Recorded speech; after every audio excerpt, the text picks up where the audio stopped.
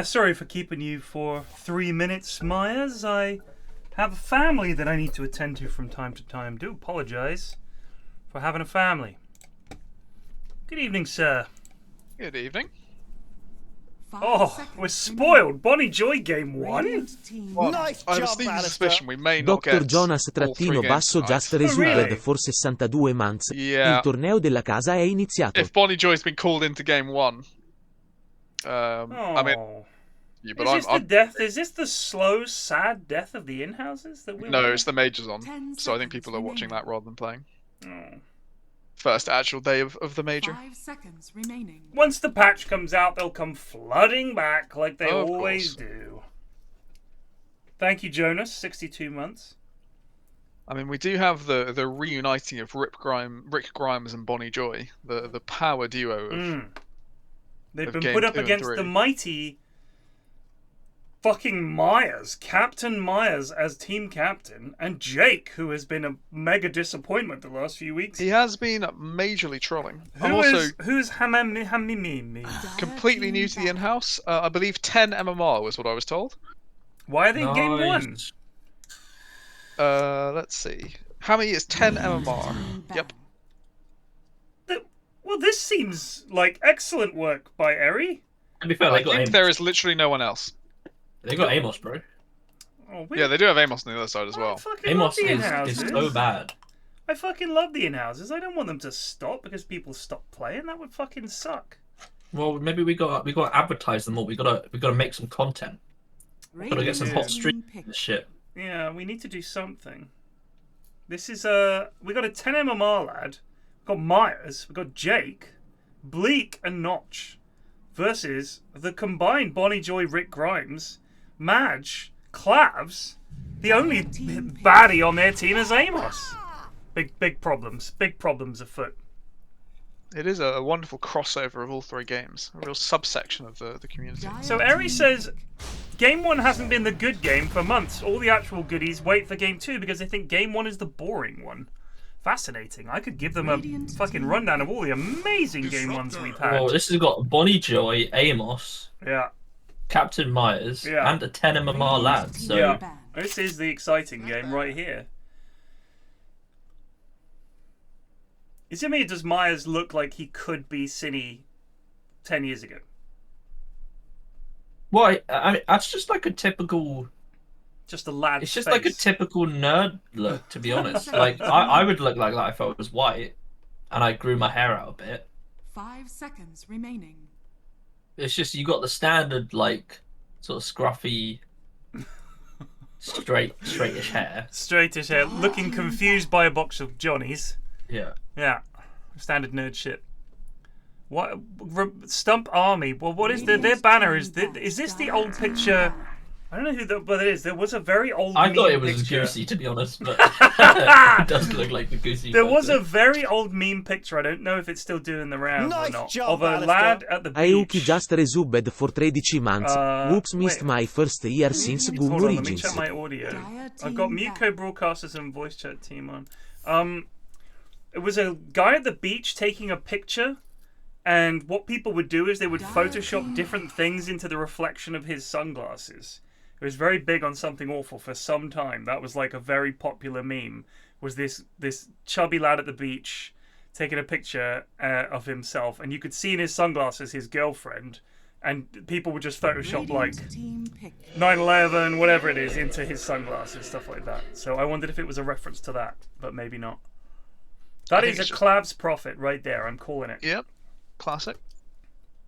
I think it is just a picture of Jonnyboi. Stump Army is his team after all. That's true. But you can see 10 his. seconds You can see remaining. someone in the reflection of his glasses. That's what I'm saying. That's what it's the I reference. think to. that's just phone. No, that's his hand and phone and his shadow. Maybe a bit of a couch. Right. Yes.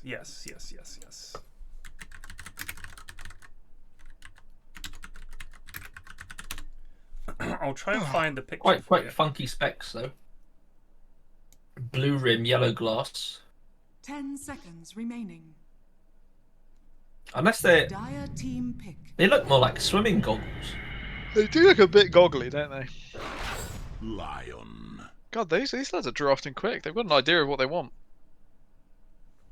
Expect that's an Amos Lion, I assume. I don't think Amos is a disruptor Dire player. team ban. No, well, he's not anything, but he's a good lad. That's what He is a good lad. Amos.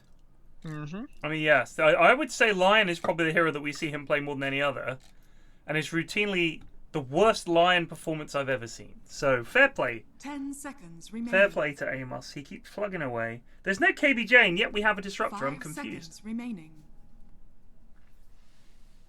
Radiant I'm worried that this sniper spectre thing is going to be quite greedy. The way I would put it, Plague, is that this is already over, and that they've drafted 3 of the worst possible heroes they could against a run-at-you lineup like this. Because you've got Sand King, he's going to get in there. You've got a Spectre, and you've picked that. I think did they pick Death Prophet and then they picked Spectre? They picked Spectre first. They picked Spectre first. DP picked. I mean, picking Spectre. I get it. This is the idea is we'll pick Spectre and we'll go late and we'll win. And we saw this with Medusa the other day, where we were like, Gusi it is a 91 just resubbed Medusa. for 98 And then they mesi. was, Actually, a didn't they? phenomenally good Happy 98 year mid-game anniversary hero, Ted. Really? Medusa Hope you are did all win keeping last well. Blade Melt ag Lots from- of love, like- Guzik Soxo. Like strongest show on the map for the next 10 minutes. Thank you, As long Gucci. as you've got 98 friends. months. 98 months. I think the only problem here is there's no like good gank partner. No. He's also going to be playing against Gigatide Pog Daddy Sand King, which has been excellent in every game it's in. But Giga Chad Pog Daddy needs someone to go in for him. I guess that's the Death Prophet. That's DP, right? DP will go for towers. If they initiate on Death Prophet, you have Sand King jump. She's got But that at the same time, Victor- survivability. She's got that survivability, though. So this fight starts. She can live through that initial burst, because their initial burst is dog shit. So then Sand King channels it up, and boo, away you go. They have no AK to at the moment. They don't have an egg hitter, but the glimpse is nice against Phoenix trying to escape. I do quite like that. The downside of this counter initiation strat is that some Spectre is very good at stopping, right? It's hard Hobo to with blink. 2 shotguns just Spectre's resubbed included in for the initiation. 39 months. True that.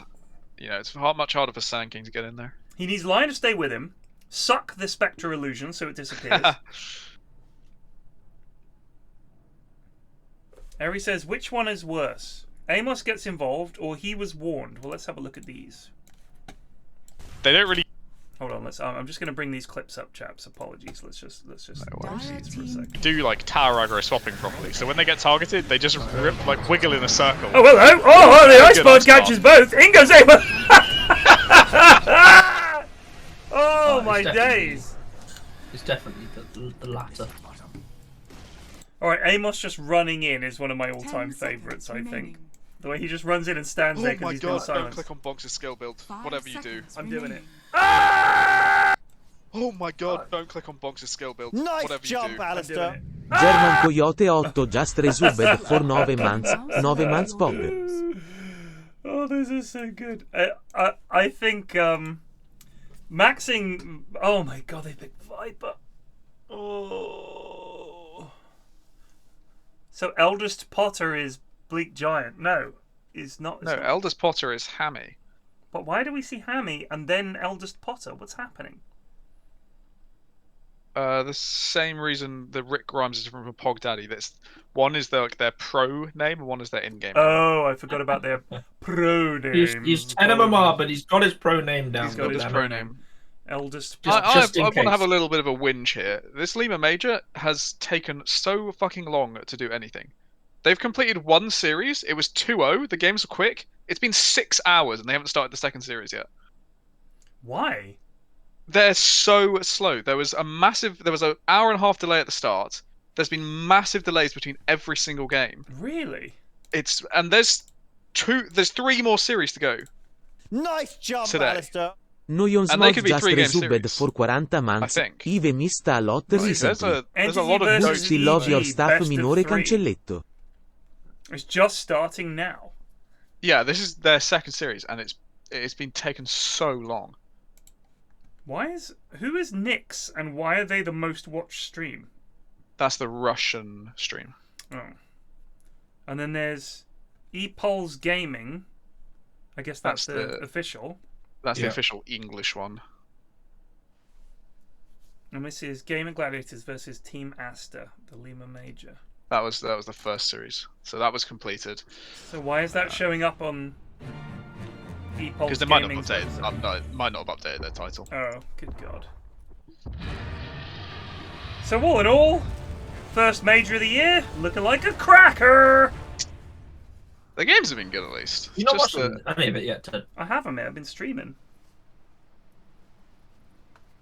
That's not stopping me, Well, I mean, goddamn. you could just watch like the new from UA bit. I do that. That's I what do that in I the just evenings. watch like the teams I'm interested in. I do that in the evenings, but then it's like, So you have watched some of it. yeah, but it's like, I haven't been watching it super regularly.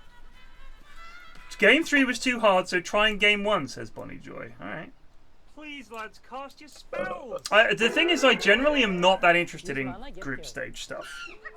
Like, I'm just not. Because so many teams...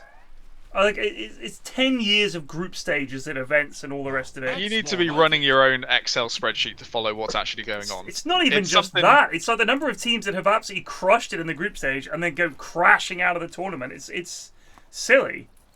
So many teams.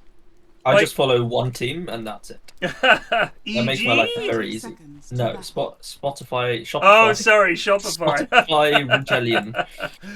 I love that name. That is so funny. Shopify Rebellion. It's like It's the incredible opposite the of a amount rebellion. Free advertising Spotify has got because everyone keeps pronouncing Shopify's name as Spotify. Spotify are loving it. I mean, seriously though, how many people haven't heard of fucking Spotify? When a Dota commentator missays Shopify, we'll be like, oh, hang on, I should get this.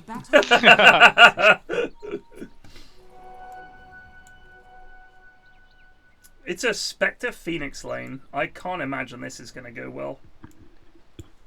I suppose you do have a heal with the Spectre, with the Phoenix. Yeah, it's you not. You can pee on your friend, but it's not it's much not of a really heal. great, is it? I'm not. I mean, Oh, he hasn't gone for the 6 mangoes build either. Yeah, which that's is a poor. bloody pain in the neck to play against. He has gone for Sage's Mask, though. Oh, you're talking about the Spectro. Yeah, Spectro. What build has he got? He's gone for the bog standard. Basic. Man, he's gonna get ruined by the Sanking. Holy shit. What does he do when Sankey's like level 3, 2 points in caustic, 1 in stun? Like, how does he ever approach away? I'll tell you, he goes to the Yongle. That's true, maybe. Oh, you need mangoes for that. You need mangoes for the health regen. True. Myers pos 3. Well, I think Myers could be in trouble here if he gets another. I mean, the shrapnel bang on the target is always. You hate to see that. Madge wants to get involved here. He has. Madge is just giving it the old could be stand and click. Oh, bloody close. He turned away. There was a moment there where he was not clicking when he could have been clicking. A long way off mana for shrapnel, but Bleak is going to get another big Q off here. Maybe? Nope, missing. Run, Myers, you little bitch. what is going on here? Big Q. First blood! Very nice. Oh, and the leash. Careful, Claps. I'm going to call it right now. Yeah, well done, Madge. Tip Madge. Everyone tip Madge. Yes, Yes, Amos! Oh, he's claiming he was blocked by Bleak? Oh, and they managed to get him. That's alright. If I was Disruptor on a mana, I'd be delighted to be going home as well. Oh, Claps? This is in a bit here. They've got one more shrapnel. Poor. Very That poor. was a really shit one. Myers! Myers! That's it. To be fair, Bleak had no mana, no health. Probably weren't going to kill him anyway, but it's still, it's a shame to see a lovely shrapnel go down like that.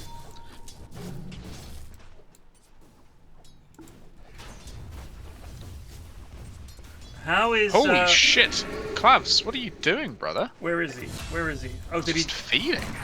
Okay. He is indeed Claps. He's not a safe laner, you know. He's used to being a mid laner, trying to be interesting and like be aggressive. Doesn't know? You just chill the fuck out. Madge. Chill the fuck out. I've got to say, pos 3 snap I'm not a big fan of either. Hamid, or whatever his name is, the Telemobile boy, is the mid.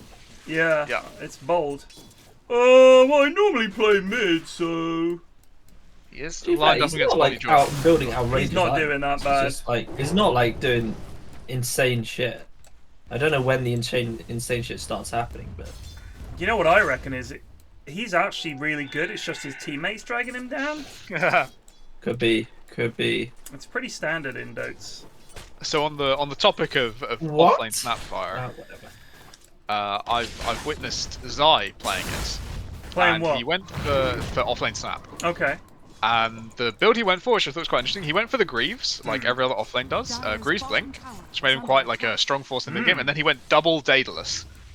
My god. And he ended up hard carrying that game, doing like 10,000 damage in every single fight. Wow. Because he'd pop Little Shredder, Yeah. blink in, Little Shredder, and then hop his little arse away and wait for his next Little Shredder. And he'd just do that 3 times in a fight and do 10,000 damage. God. And they actually won the game, like a massive comeback, because he just did that every this fight. is because of the extra attacks, and it went. Yeah. I assume they got to 25, and he got the. Yes, multi he was. shot.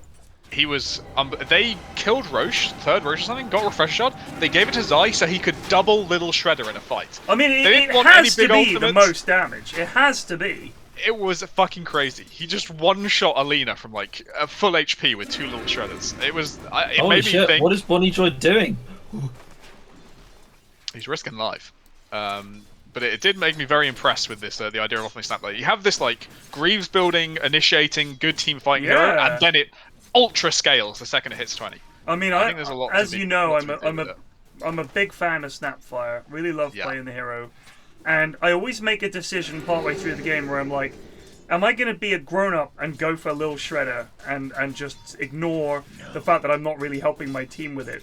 And you get into this mindset when you're pos 4 where you think, should probably just get the extra helpful shit, but because I'm not going to get the farm for the Daedalus and all that. But Yeah. the thing is, when you're pos 3 Snap, you don't have that concern. You're just thinking, well, I'm getting the farm in this lane, and like the way a lot of people play pos 3 is, I'm just going to sit in my fucking lane and farm. Like, that seemed to be a big thing.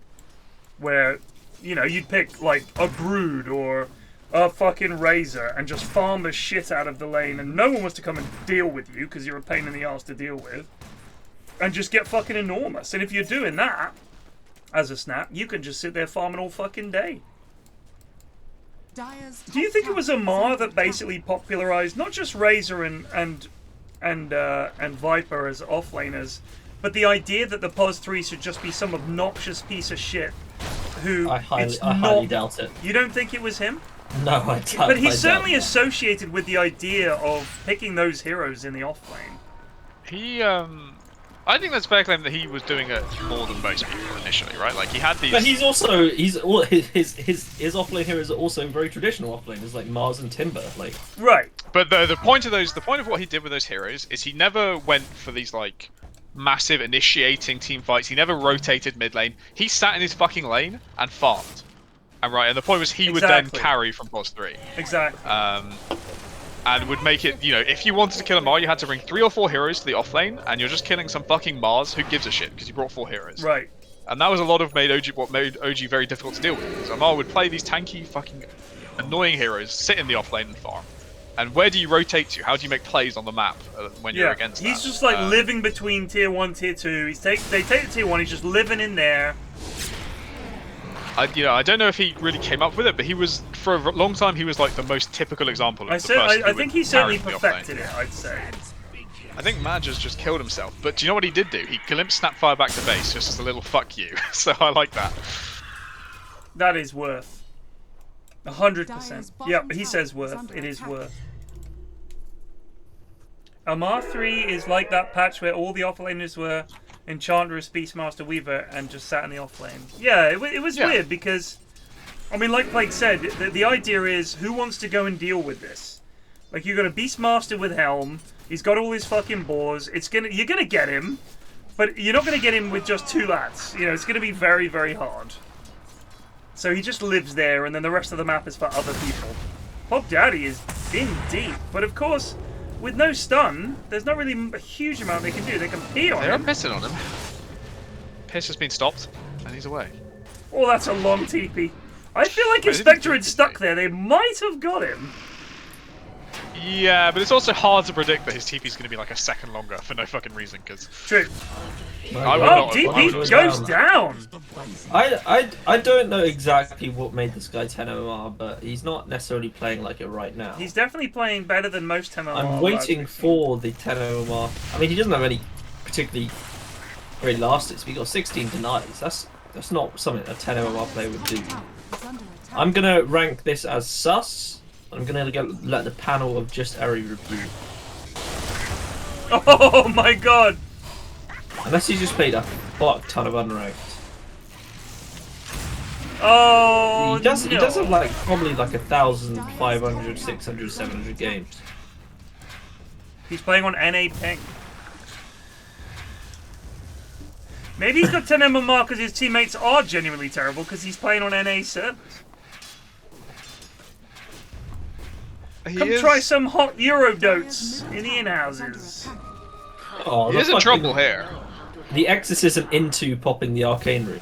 Did he actually? No. Oh my god, he did. Not one of Jonnyboi's specials. I mean, he's going to get a kill, but that's pretty. Oh. And he's question marking. Oh wow, they killed Nice arcane rune. No, I'm not gonna shit talk just yet. Let's not let's just hold off. I don't know if Johnny Watcher is a VOD watcher, I doubt it. Nice jump, Alistair. Deiona just resubbed for 48 months. Grazie. Blick raid got quit 40 after the MMR. most diabolical page game last night. Jonnyboi is Lad sus. can't hitux. Bleak rage quit after the most diabolical Pudge game last night. Lad can't hit hooks, says Dejona. He RQ'd the game? Wow. I don't think I've ever done that. When have I ever just RQ'd a game of Dotes? Oh, you definitely done it before. I'm trying to think when. I mean, you RQ'd in the ability draft game. Oh yeah, That's that. literally where that clip came from. That's AD though. Joe going for a dive down bot. It's bloody, Yeah, it's a lot of bloody okay. Woo! He survived. 70 hook. They Oh, lost Mag's Disruptor dead. also. Can you, if when he starts glimpsing you, can you Dark Pact off the glimpse? No. So if you're even if you time it just right. There's no way to purge glimpse. What in the fuck am I looking at? What? Who's It's gone racing? working. Bleak Giant's a triple brace Woo! that far. It Oh is my giving God. him It's the interesting. most crazy amount of stats you've ever seen. He's so when you guys were talking about Pos 3 Snapfire about Zai's, I was gonna counterpoint with Luke's Pos 3 Snapfire, Yeah, this is the classic went- Luke. which went like Maelstrom and then just like a Morbid Mask for some reason. Okay.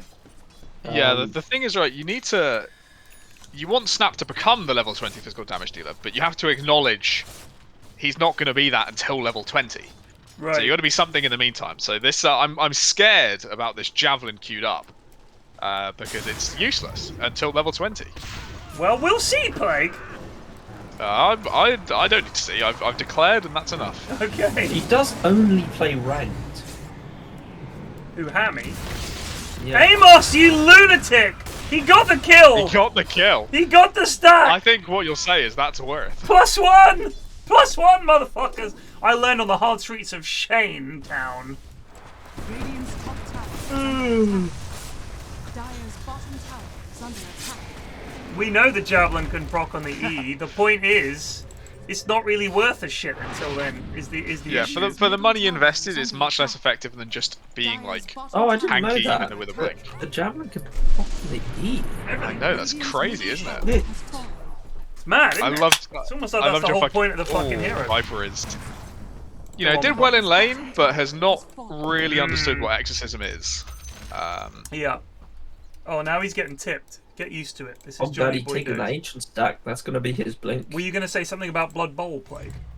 I was going to say your rant this morning. Some guy in chat asked a fairly normal question, and someone just answered it incorrectly. And you were like, why Flippity the gibbets. fuck? It was flippity Why the gibbets. fuck are you? And I agree. Why the fuck? If you don't know, why the fuck are you speaking? Yeah.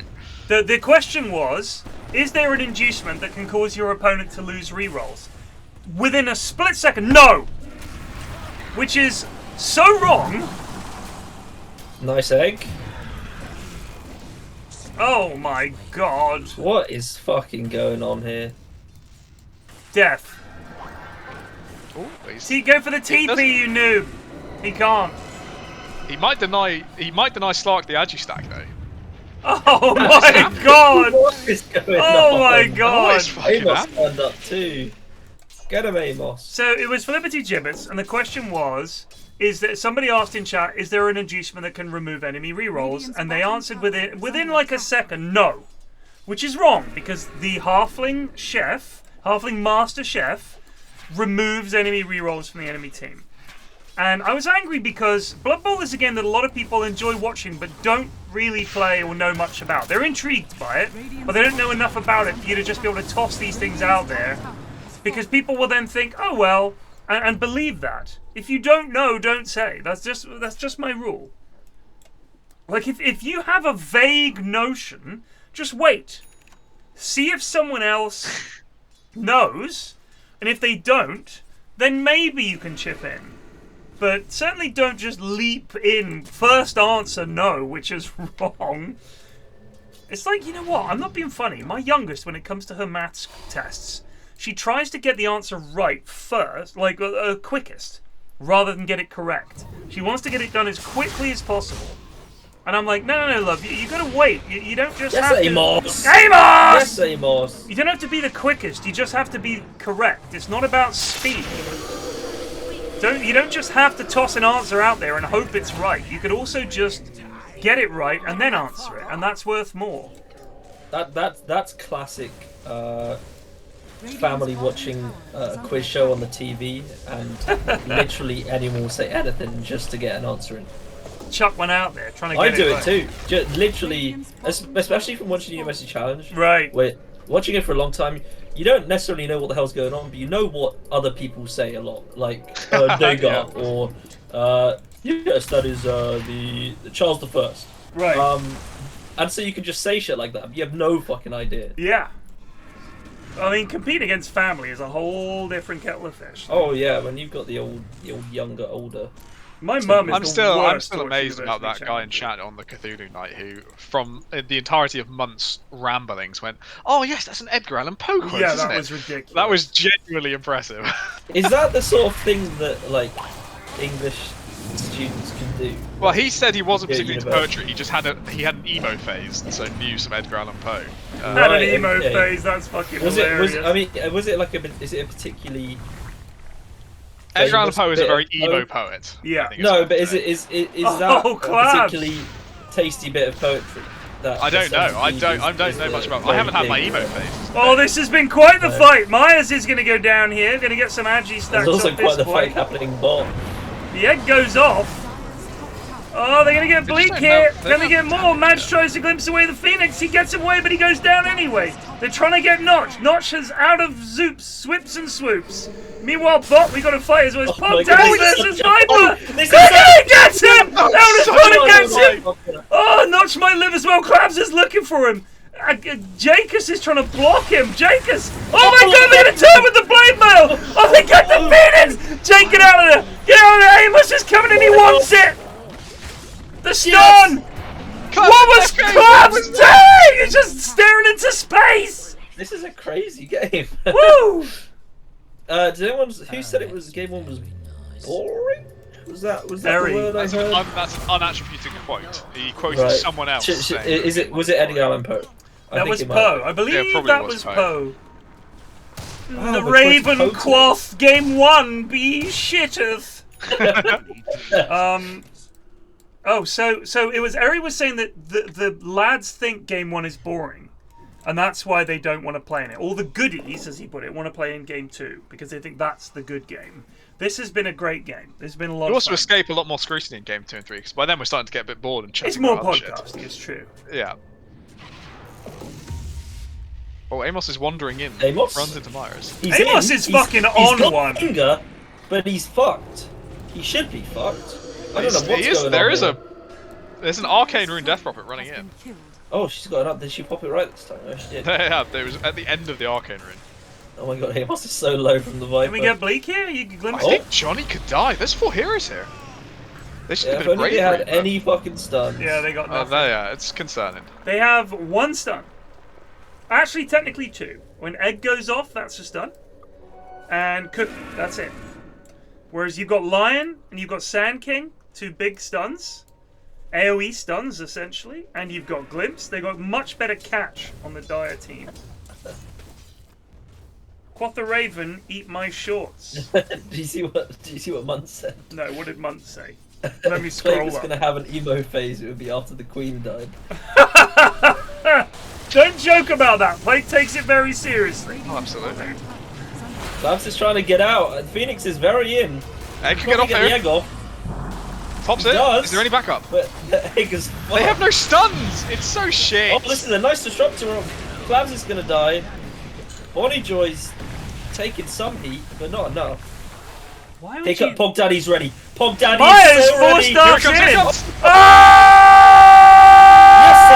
Yes, This is actually quite a Viper quite an just awkward takes fight. no fucking damage! He doesn't give a Right. shit. Kill Pog Daddy. Oh, the that's a double nice stun, but double. Viper's got the W He's to so get tanky. Oh! Can they get him? Ah! Oh god. Honestly, Eldest Potter is carrying hard. Eldest This and Eternal Shroud has been incredibly valuable. He's now Yeah. going Blade Mail. Well, now this is the 40 MMR kicking in. 10 MMR, sir. 10. I don't know, dude. He's still playing way better than like some guys who are like 1k, even higher. I think I called bullshit on his 10 MMR screenshot in the first place. And I mean, I he think, does. He is Herald 2. I did check. Okay. Herald 2 is probably not 40 MMR though, right? It's probably. Like I think that's higher than that. I mean, there's no way you're 10 It's still- MMR in it's Herald not 2. that. He's not that bad. He just must be so shit on not Viper, I guess. Well, have a look at Hayes Games. How many Viper games we've got on Eldest Potter? Let's look. He's only a bronze on Dota Plus. So depending on if he still has that. He has 27 games on Viper. His most played is Legion, with a Okay. with a, Okay, with a 33% win rate. There we go. That's the problem right there. Lad just loves Legion. You can't go lower than Herald 2, someone says. Is that the lowest rank? That can't be correct. Wouldn't Herald 1 be lower than Herald 2? Why would they have Herald 2 if you can't have Herald 1? To give them some hope, you know. I guess maybe it's like some weird thing where that you have like a little bit of a leeway between going down ranks. So maybe it's Herald impossible to to. Herald 1, but you can't drop to it. That's Yeah, fucking maybe fascinating. it's probably impossible. Well, to, now hold on, boys. to lose enough MMR to go down. Hold or on, hit boys. zero. We are assuming that Termfalk is correct. And given that No, this but is I can see twitch.tv the reason. /PyrionFlax, I'm But just saying... there's two people with the same exact claim at the same time. Okay. That either means they're both deluded and making it up, or... Now, NPR is saying that it's a bug. I think it's I don't know if it's a bug so much as it would be impossible to lose MMR below Herald 2. Like, if Herald 2 is 10 MMR, how do you go below that? Because I think that's the lowest No, you no, can it's go. I think like. Oh, we got a smoke, Like, guys. say the barrier to Herald 2 is like 100 MMR. You're allowed to go like below the limit of a badge a little bit. Gamers! Oh, Oh, get on the hello. back on Myers. You 4-staffs out. Why are we fucking about with Myers? Kill Jake. Is there an egg coming? What's happening? We have Glimpse. I don't know why we're not using this. Why are we fucking about with Go on, Myers? Eldest Potter. Go, Eldest Potter. It's got dust. They're Doesn't looking for realise- Noct. doesn't realise he Noct's can going to use get it. out. Well, this was just a fight there. So, what annoys me there is Madge had the easy glimpse on the Spectre Yon's and cast just didn't ready use it. with Oh! three He's gone back in! hundred. And he's haunted back out! He's away! Oh my god. Oh no, they might catch him! play. Amos here! Got Has blade the mail, stun! though. Catches He's got him! blade mail Also off. has Hex! Gets 4-staffed Oh, by Pog- Myers. Pog Daddy Here comes wants Eldest it. Potter. Pog Daddy's thinking about it. He's backing it up. He needs to get Here out. comes Noct. He's TPing. He's leaving. We've got Egg. Oh, the Oh, blink yes, out Amos. from Amos. Dire's middle tower. No Bonnie stuns, Joy's they about can't to catch get any out. of these guys. Thank you Yeah. for the raid, Dav viewers, or Yog's viewers that were watching Dav. You thought to tame the Amos? Is this the best we've seen Amos play? I'm going to go out on a limb and say yes. But then, let's take a look at what he's got queued up. Yeah, it's a classic. Yep. It's just a little. Was he +4? He was, wasn't he? Bills 4, yeah. Get these last this Amos, buddy. Never mind. Nope. No, let's put that from our minds. Stolen. The lads don't seem to realise that Pog Daddy should not be allowed to play Sand King. This is his hero. This is 100% his hero. Well, instead of banning Sand King, they banned Meepo Yeah. on Radiant. That's I Johnny. They don't want They're Bonnie thinking. Joy Meepo. Fucking Is a love Meepo Meeple, player. We mate. haven't seen a Bonnie Joy Meepo, it's true. We've seen many Bonnie Joy Meepos. But I can't imagine a Bonnie Joy Meepo being more of a threat than a Pog Daddy Sand King. Radiant's middle tower Oh, is under a glimpse There's has a happened. glimpse. No, Not enough. That is how what- it works. So, just for future ref, Madge, while the glimpse is coming back, that's when you put the kinetic field down, bud. Radiant's bottom Because Oh. the glimpse takes about a second for them to come back. So by the time they get back, you've got them in the kinetic field. So I think you can still swoop out of kinetic though. I don't know if You that's just, true. you just fly through it. Myers is maybe in I trouble. mean, for example, he couldn't force staff out. That's a decent enough egg. It might make him fuck off. They're gonna get Perhaps he's Slark. gonna perish. Klaus is not a Slark player, man. He is not pressing his fucking ulti, and I don't know why. Saving it, mate. You got to save it. Save it for the important fight. Can I just say, by the way, No. when did I rant about this major going too slowly and games not starting? That was still like started. in the draft. That was I 39 was minutes talking about this ago. because they'd gone into the booth, right? And they're like, get that many games about to start. They're in the booth. So what? 25 minutes, Just 30 minutes ago, finished the draft. Easy. they still haven't finished the draft. 30 Just about minutes. to finish. This is a joke. How, you know, just You're watching playing think about the now. talent. Take it up with them. Take it up Think with about all the talent they're going to be working a fucking 14-hour shift because these guys are so slow. You just got to tell the pros you only get 5 Nice minutes between job, each game Alistair. within the series. Resores Something like zero this. just So your resumed average for draft 5 is 20 to months. 25 Io. minutes. That's what it feels like. It's 20 to 25 minutes. Bonnie Joy maybe in a little bit From the of moment that trouble the here. game is ready to the point when the draft it's a is nice finished swimmer. is about 20 to BKB 25. as well. There's the goop. Amos in trouble on the back. Woo! Very nice goop. Setu just resubbed for Woo! 71 months. Pog Daddy's Oh, running, they but just he's got left. Blink Epi. What's They going could on? turn Why is this, everyone take so the high coward? ground. We're waiting. Bait them in. They used everything. See if they keep coming here. Here comes going the in. They want to go for this. Should be a They're gonna threat. get the land. Does a lot of damage, but He dead. he did. Yeah. I mean, that's just Nice. bad gamesmanship. Standing on the fucking high ground mid, enemy team invisible to you, and you're just like, oh, I'm just gonna try to form this wave, Ashwin, just like you would, mate. Just forming the wave blind, because I'm so bloody good. It's like he doesn't have object permanence, you know. The Yeah. Dire of playing peekaboo, they've just dipped out of vision. He's forgotten that they were there 5 seconds ago. Radiant are scanning. So I mean, looking back to our Viper, he's got the Blade Mail finish, going for the Maelstrom. If he goes for a BKB after this, there's something to this build. You know, there's a little something. He's doing things. Has, Well, has, he doesn't need a BKB. It just tanks. have these No problem. E-Poles lads done a LAN before? Like a big I one? don't think they have, no. Oh, So trouble, need to learn. trouble. Yes, Amos! Yes, Amos. Another victory for Amos. The Cavs can't fight him. Labs has given up.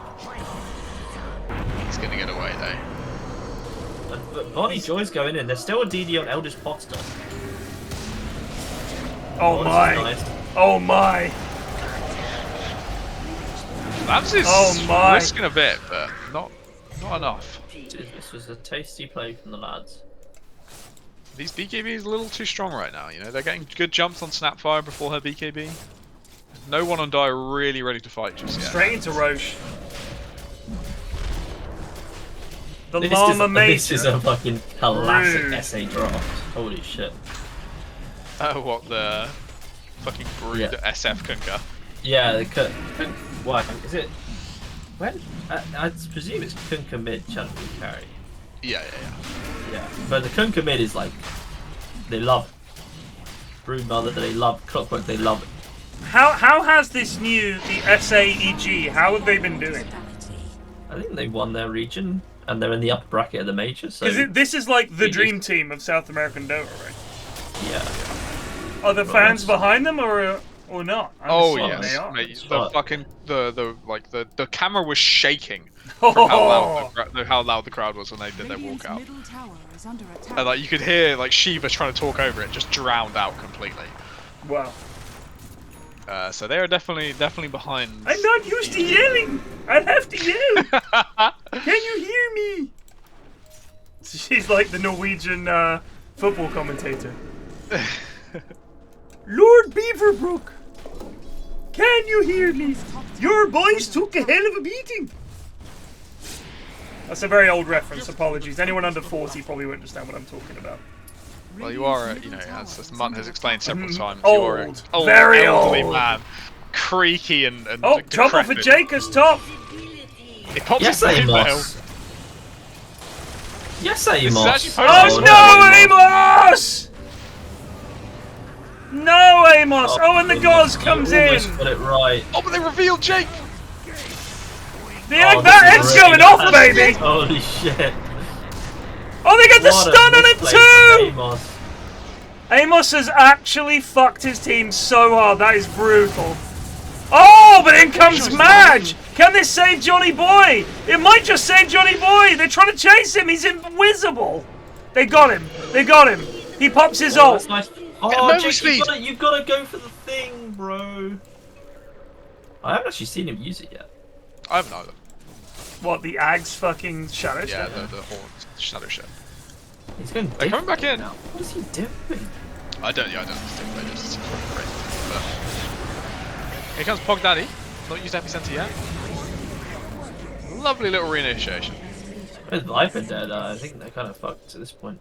Yeah. Oh, unlucky. Yeah, I don't know what it is. I think you're supposed to go something like Manta Orchid or something like that. No, you absolutely go Manta. Yeah, that's required. And then you become this like support killing artillery machine. Every time you see some like Phoenix wander out, you haunt in, press your Manta Orchid, and then haunt yourself back. And just laugh as they die to your illusions.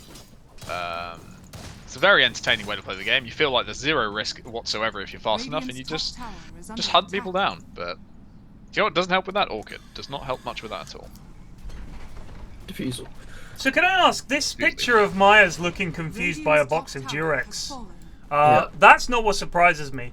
Was this, does he stream? Is that how this was revealed, that he doesn't know what a I condom think is? they have like video calls with each other. It's I very see. cute. That is quite sweet. That's when I found out my, The game has now launched, but it's paused. This is a fucking joke. This is a fucking joke. let's have a look. Yes, indeed. It's And he's, fucking paused. Jenkins and Arvo doing their absolute best. 1 hour pause is what the lads are saying. Peru having trouble. So they probably had a plan for both. It's EG. Yep. HUE.G, I know I've been feeling very good. God bless them. And the lad's coming in to explain something. People are talking. This is going to take some time. Oh, oi, oi, oi. If it goes to like a be right back screen now, I'll actually cry. I can't And there's fucking another take two it. BO3s you're saying? Yes, this I is think there's game another 1 two of the BO3s to second go. BO3. Yes. Oh, we're on. We're in game. Let's go into game. Production. Arvo's trying to will it to the screen. Let's go. Let's go. Game full screen. Game go full screen. Game go full screen. Thank you. Christ. It's so bad. You gotta love it though. Got to fucking love it. Jonas what's it on? says, don't get me started on how hot the arena is. It's noticeably warm in there. Oh, is he in there? I assume Jonas is there. I don't know why he's watching this. Oh my god, Clabs is fucking... Oh, he's out! Why is he here if he's in the arena? Oh no! Jake! He tried to horn away and he's gonna get caught! They get him! God. Amos is in! He catches Phoenix. Oh, that's And nice. it's a good Yo! dodge. Oh no, oh no. He's gonna get the egg egg off. off. Egg. No. What? Why? Was it on cooldown for a second No, more? it or was something? just he just had to press the button. He's brought back, and now, okay. Dude, this is. Oh, it's a good stun. Oh, it's not enough. Oh, here comes Bog Daddy. I think what's annoying is he didn't even spit on them once. This is it. Myers has done fucking nothing. Yeah, Myers has been really bad. I'll have you know, he drafted this team, so... He did. Captain This is, you know, Myers...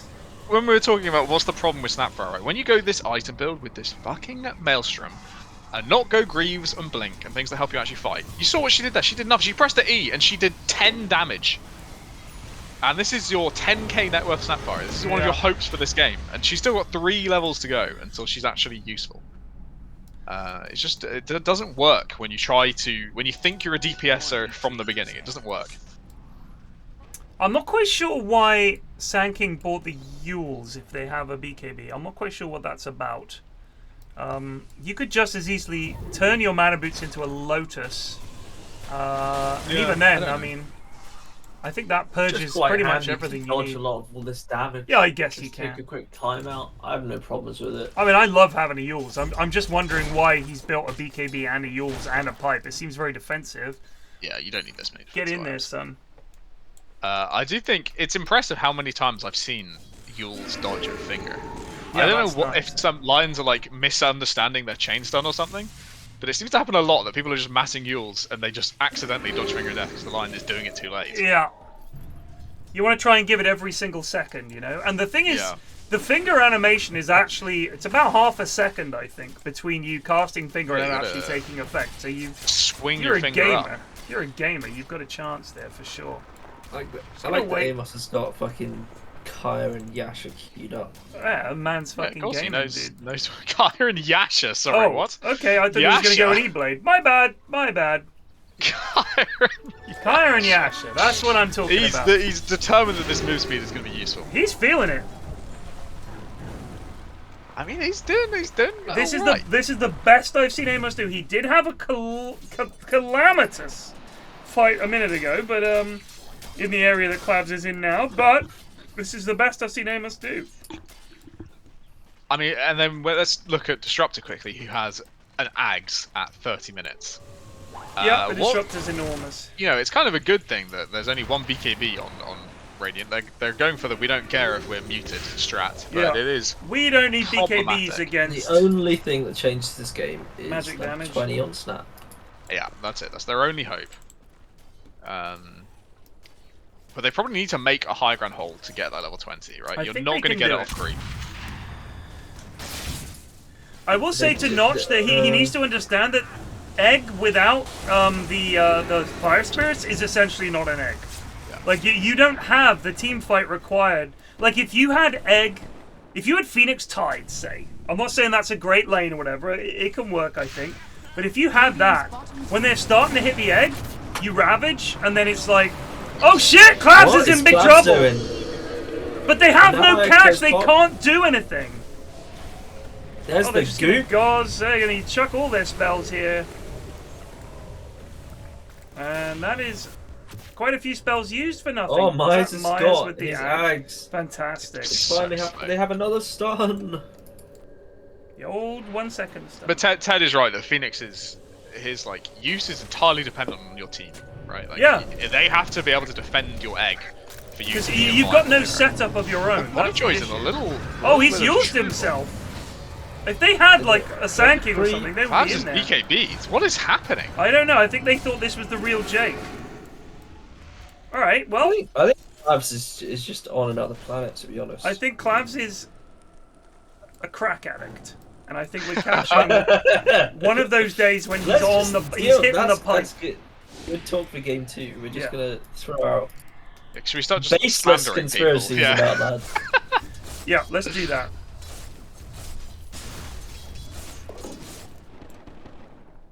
Like, I think that, you know, if he's been hitting the pipe hard, he's got the lean going. He has one of those games. Dan says every game is throwable. Well, Dan, you would know, bud. You would know. From the tempest of battle. Quadruple bounty ring. Nice. Oh yeah, I haven't seen anybody addition. near the bounty runes in some time actually. Haste. I'm just gonna go for Roche now and then try and go high ground again.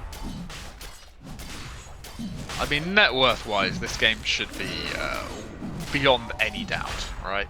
Like, this is 30,000 net worth, all 3 cores, equally farmed and dominantly farmed. Radiant are scanning. But their copium, look, he's almost level 20.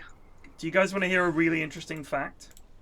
Grumpy Go for it. Nerd started a disc defrag this morning, and it's currently on pass 60. That's I fascinating. don't know what any of that is. A disc defrag, I don't know if people do them anymore. I don't know if you even really need to. What used to happen was, the way the way a hard drive works, the way it puts data into little clusters and then they all have an address and Sure. everything.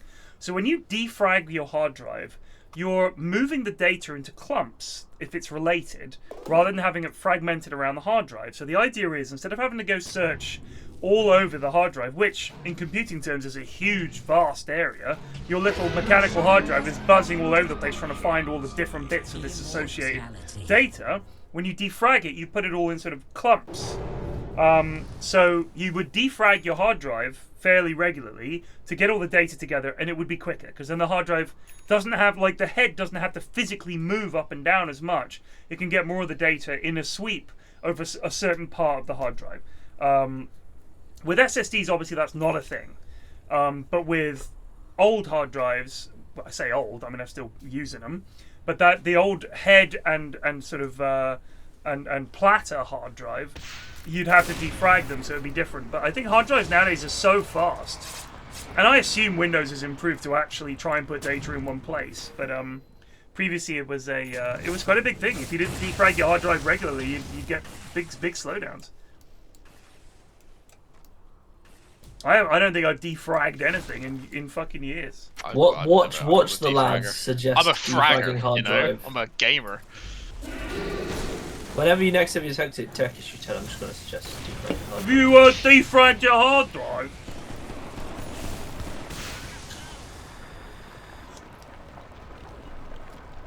Where are we on the level 20 odd snap? We are very close. We're Not also much about to pushing get seems to be done. about to get a tome, so in theory can just get it for free in 3 seconds time. Does Bleak have a big game? He does. Okay, that's Does. big. That is big. Once he gets his the data, tome. he's going to start chunking. Oh lord, they know their time is They're now. in. They're in. Clabs is in big trouble. Clabs is dead. No. Yes. No. Dodges the gauze. Amos is just giving it the walkabout. He's in big trouble. Bleak. Level 20. He hit level 20. He hit level 20. He's going to take the talent. He's got it. He's taking it. Imagine he took the wrong one. Oh, he's close enough. He needs to get closer. He's popped in! No, He's he too can't far be away! close enough. That's devastating. They're going in on Jakers. Sam Kungan. Oh, it's over. It's over. Oh man. We'll have to buy back. Pog Daddy has used to speak at B now. Oh no, oh, this is good! Without Viper, they don't have the damage afterwards. They have to wait for the next round of Shredder to really kill him. They're gonna get Madge. They're gonna get Madge. Gonna get They'll try Claps. to Do we have it? We don't have egg. Bleak! Pressy! 1, 2, 3, 4, 5, 6, 7. No, not enough! Jump to buyback. Right, first set of racks down. Now we wait for 25. Hee hee. What a great hero. Hey, stop having a go at Snap, alright? I fucking hate this build. I hate it so much. You were just talking about Zai carrying his team with it. So. I don't think you should ever build a Maelstrom with Snapfire. It I'm adds on board zero with that. damage. I'm on board with that. So that's why whenever I look at this guy's infantry, I'm really angry because I see this Maelstrom and it's I useless. see. Okay, Claps is just. Oh, that's Yeah, the he's got Ages. AGs. Oh, Swing and a the miss. glimpse has made him miss. Snapbot's coming in. Yeah, but Too it bad doesn't he's- matter. They've lost. It's hard. It's hard. It's hard. They have low. If he had a blink instead of the Maelstrom, I think this game would have been quite different. I don't think Bleak knows what he's doing. Well, they're only down 2, right? Wants it. Oh, Myers just wants to die. Alright, cool. Just call it, lads. It's Fuck definitely it. an LVP performance. This has Call it. been It the is. worst support sniper performance we've ever seen in the in-house. I mean, I'm not being funny. Nutkin made this hero look positively overpowered when he ran it as a support. Myers has done the exact opposite. Stop His Ags was just so doing late. this. so late. Yeah, when Nupkin plays it, they let him just farm out the offlane for a bit. Oh, nice heals dodge and a blink Radiant's dodge. top tower has fallen. Radiant's top Alright, we're on to the final hurrah. We've got Nice from Amos! Yeah! Yes, Amos! the final hurrah is dead already. Oh, he's looking way out. Bloody close. Got the egg off. Myers dead. The egg's dead. Egg dead. Mavs does indeed have 78 agi. And they can call it. Good on him. 43 minutes, 9 o'clock on the dot. We're on track for the 11 o'clock finish. I don't consider myself the best player. Dire victory.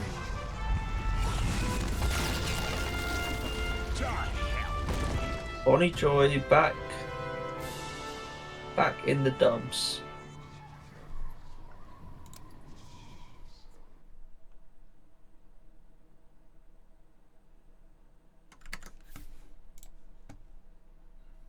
Oh, Entity appear to be destroying EG.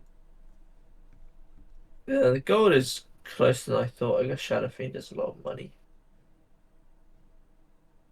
I see a But, tiny. they are probably getting owned on XP. I accept your invite to the lobby, Eri. A real knock. What is the name? What does Eri's name mean? Does anyone know? We could guess. We could guess. Right.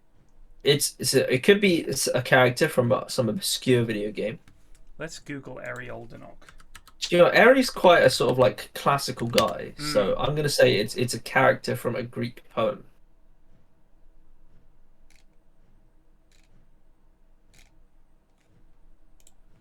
So the name doesn't show up anywhere else. Oh, really? Other than the places you'd expect. It's dragon speak from Elder Scrolls. Yol is a fireword. Why So are we, you I'm just- not, you I just don't took believe Yol? Myers. I don't believe Myers. I try never to believe anything that Myers says. So what does the rest of it mean, Myers?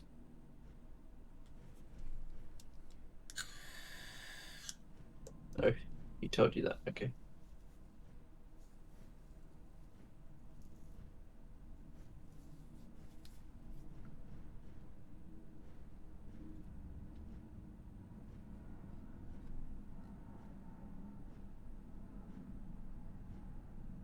Dinok means death. Fucking hell. Fiery death. Fire death. Well, it looks like Eri did have an emo phase. I mean, I saw his barnet at Brum.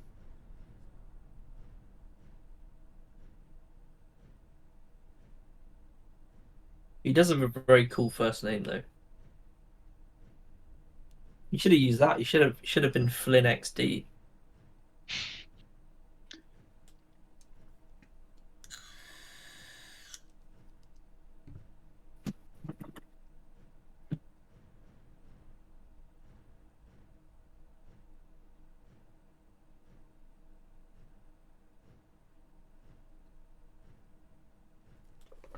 So, Nice jump, Alistair. LVP Myers. Gate 710 just resubbed for 50 months. MVP? Hey y'all, Can as we you say can see, I am in Myers. need of some into coaching. Bonnie Joy, 16322. I feel like he definitely was Sure, I El thought he Capitan.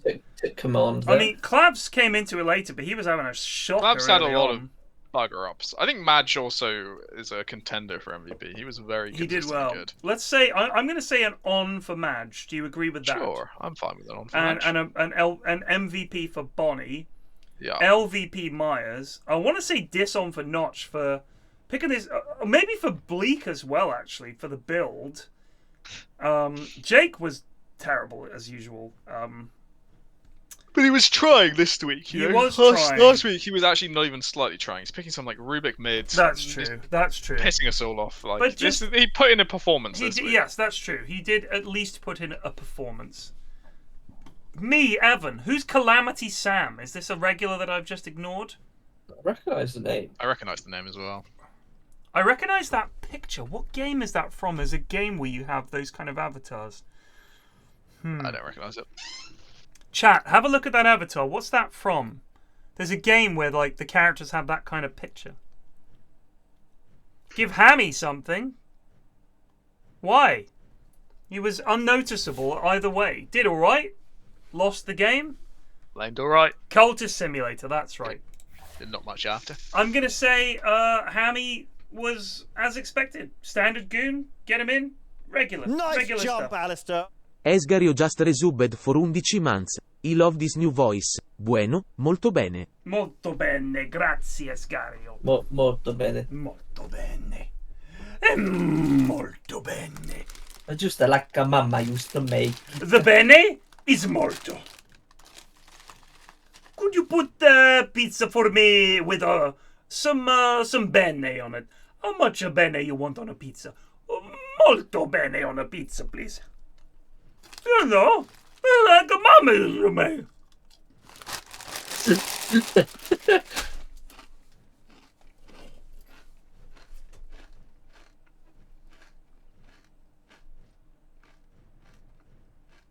Oh, we have much more souls for game 2. The in-houses are alive and well. Excellent. How about we have an all-star in-house game?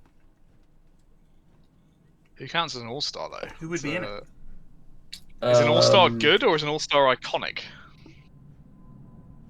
I haven't given it that much thought. Okay. No, I like it. Just blue sky thinking. No, I was chucking an thinking idea more, out I was there. thinking more like a charity match for like your mates, effectively, Ted, mate. Just get all the popular lads in, farm some viewers. Which lads are those? You know, like your caster mates and that. Oh, you mean get like your blitzes, your caps, But preferably like the more dog shit. Yeah. Oh. Thinking more the ODs of the world than the Blitzes. Well, Owen would crush the in-houses. I'm just saying. So we would get like, I don't want to throw anyone under the bus here, but your Arvos, your Lyricals, your Trents, those. I think a Lyrical versus Trent matchup would be pretty fantastic. That would be fucking hilarious as captains, and then we could chuck. And then maybe they could recruit in-house goons, I guess. The downside, of course, is that they're not actually going to be on the stream. They're just going to be being casted by us. So. Right. So you know what else? Here's what I think would be two good teams: Lyrical and Jenkins versus OD and Trent, and then 6 goons from chat. Because both Jenkins. But we've got to pick the primo. Goons, we pick the goons. I'm talking. Let me have a look at our most entertaining players. I'm thinking KBJ, Amos, guys like that. So I'm thinking that what would be funny would be, because the thing is, both Jenkins and OD are more than capable of horrendous throws. These games. No, we need absolute reprehensible goons to balance out. You're always gonna rep your fucking boy NZ. Well, if we're talking entertainment, I think NZ is one of the funniest players in the house because anything can happen. It's not just all bad or all good. I feel like he's gotten a lot more, dare I say, stable. He has definitely. I think we've flamed. He's sick of being flamed. He's lost his edge. He's past his ego phase. You're an old man in that your head is stuck a few years ago where he would like troll really badly. I don't know, bro. I played with him the other day. He did some pretty hardcore trolling of me. Yeah, but not much more than anyone else would do. Like Luke is a bigger troller by far. I mean, Luke is in-house ready, like primed for the in-house. Luke, can we get Luke and Haz in an in-house? Well, Dark Luke and Hoz. Yeah, they're actually in-house level. I'm telling you. I mean, I agree. Dr. Hoz has quit Dotes. He's kind of speaking up a bit more. He's returning. I think Haz has got like some fucking America level of holidays going on, where he has like 10 days off a year or like 5 days off a year or something. Crazy. 10 seconds remaining. 5 seconds remaining. No, they play against each other, man.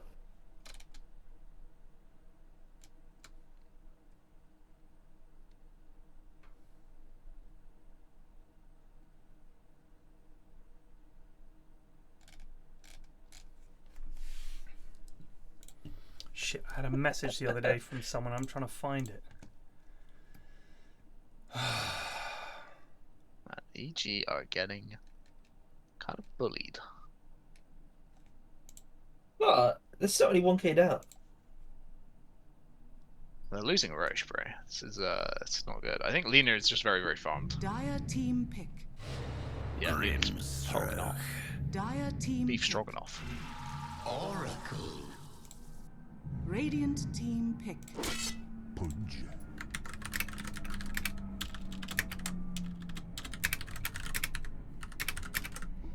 Bunker is in. For what reason, I know not. I see Pudge. 10 seconds. Fascinating. remaining. The Oracle I do see and Pudge. Booch the Butcher. 5 seconds. Alex, remaining. look, Alex, I get it. You like Grimstroke. Grimstroke was one of my I haven't most seen played heroes Grimstroke for a in while. so. Oh my Yeah, god. it's because his fucking hero's dead. Stop picking it. Team What I else don't could he think pick? he is. I think one thing this major has taught me is everything we thought about Dotes like 2 weeks ago is like pretty fucking shit. In what way?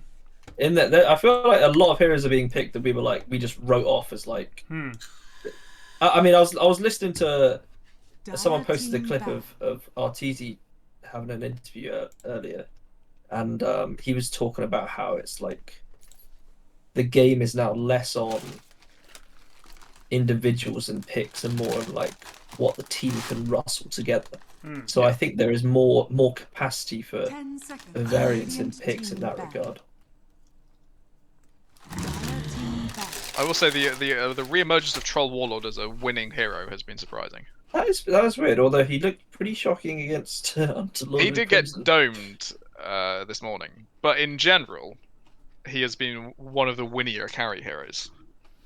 I think one of the super interesting 10 things about seconds the remaining. major is how the meta changes inside the major. Oh, it's my It's favorite like thing. the meta switches for 3 my strong things like in favourite the space thing. of 2 weeks. Like, you even think about, like, TI, whatever people are fiending in the group stage, by the time you get to the knockout, it won't be that. It'll be something Radiant completely team back. fucking different. You know what the weirdest thing about drafting in these events is, especially at the pro level, and I've spoken to multiple pros about this, is that more often than not, and you guys can disagree with me all you like, a lot of teams don't pick shit because no one else is 10 picking it. seconds remaining. Oh, yeah, And of they course. don't want to be the ones who run Grimstroke 5 Slardar seconds and look remaining. like idiots. Even though if, say, a dominant team did that, everyone would be fucking copying them. Yeah, Like, it's a like lot there's of both picks. the Nice Are job. kind of peer about pressure that. from pros Yeah, and Poop is there's a just lot of resubbed for general 18 social months. pressure. Like you don't want to be the team Dire that team back. you don't want to be laughed at on the internet. Right. You know? They're the team that tried to pick Yeah, fucking it matters. Grimstroke. It matters. What idiots. I mean, it's like the Um, best way to save penalties is actually to stand completely still as a goalkeeper. Like, you've got a chance to get ones that go down the middle and are near you, and if you dive the wrong way, like, 10 imagine this, if I'm in the remaining. middle, I'm covering anything within my arm's reach. Think about fucking 5 Courtois, the lad's like seconds 8 foot tall, right? So when the balls come at him, he's got a chance of getting everything probably within 3 or 4 feet of his feet.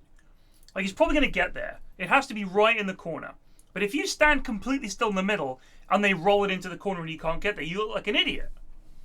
But honestly, that is the best place to stand. That is the best place to stand to save Dire penalties. team pick. Just like the best place to score penalties is to put them right down the middle because goalies always dive. They commit one way or the other because they don't want to look stupid. They want to say, oh, he guessed wrong and people can forgive you. But the thing is, if you just slammed it down the middle, you're going to have a much higher success rate. You can't 10 really seconds miss, remaining. and the goalie often dives left or right. And I 5 think, seconds remaining. even though both of those things are true, no one wants to do that because you look like a twat when you fuck it up. Yeah. It's the same with Radiant a hero that, team like pick. Troll, for example, who was just fucking invisible as a hero. It's just like people weren't fucking picking this hero. Nobody thought Troll was any good. I think he's the worst carry in Dota, stuff you'd hear all the time. And then someone picks him and wins him. They're like, actually, change of plan. Troll, very strong hero. It's like, what's changed? What's changed? Not that 10 much. seconds Maybe the way you remaining. play him, maybe the players, the heroes you build Radiant around him. team pick. Maybe it suits some teams more than others, but essentially it's the same fucking hero. There is also the factor of like the different regions metas coming together, right? Like you will have some solutions that for the EU teams they know work really well against each other, because they all play All the reasonably time. similar dates. Yeah. And they play each other all the time, and they know each other. And then they try to run those strats in a scrim against an SA team, and they get rolled. So they have to think of new solutions, and that means they have to look at new heroes, how the other teams defeated these SA teams. That's a lot of the most interesting stuff, I think, is the clashing of styles rather than just teams. I mean, that was always the classic was when you have an international tournament and the Chinese teams are involved. And now it's like, what has China been up to? Because we do not know. We're not playing against them. It's like well, that. apparently China have been up to fucking nothing much. Yeah, well, China kind of below. All the young Chinese players been literally shoved to their knees and shot in the back of the head by the government. No more gamers from China. It's fucking unbelievable. It's a dying region. It's They all so play bad. they all play in SEA now. Like the China ladder is all the Chinese pros don't play in the Chinese hub anymore. They play SEA. I see another sniper. I'm gonna guess it's pos 4. That's a damn shame. Maybe it's mid sniper. There's a chance it's mid sniper, right? Because they've. I think it's where banana sniper. He likes a sniper. Where brain cell sniper? I'm thinking about front lines that it's going to be hard to get past. It's Slardar Snapfire is a brutal one to try and push. That is hard. And for laning wise, you know, you're going to die a lot against a Slardar and a Snapfire.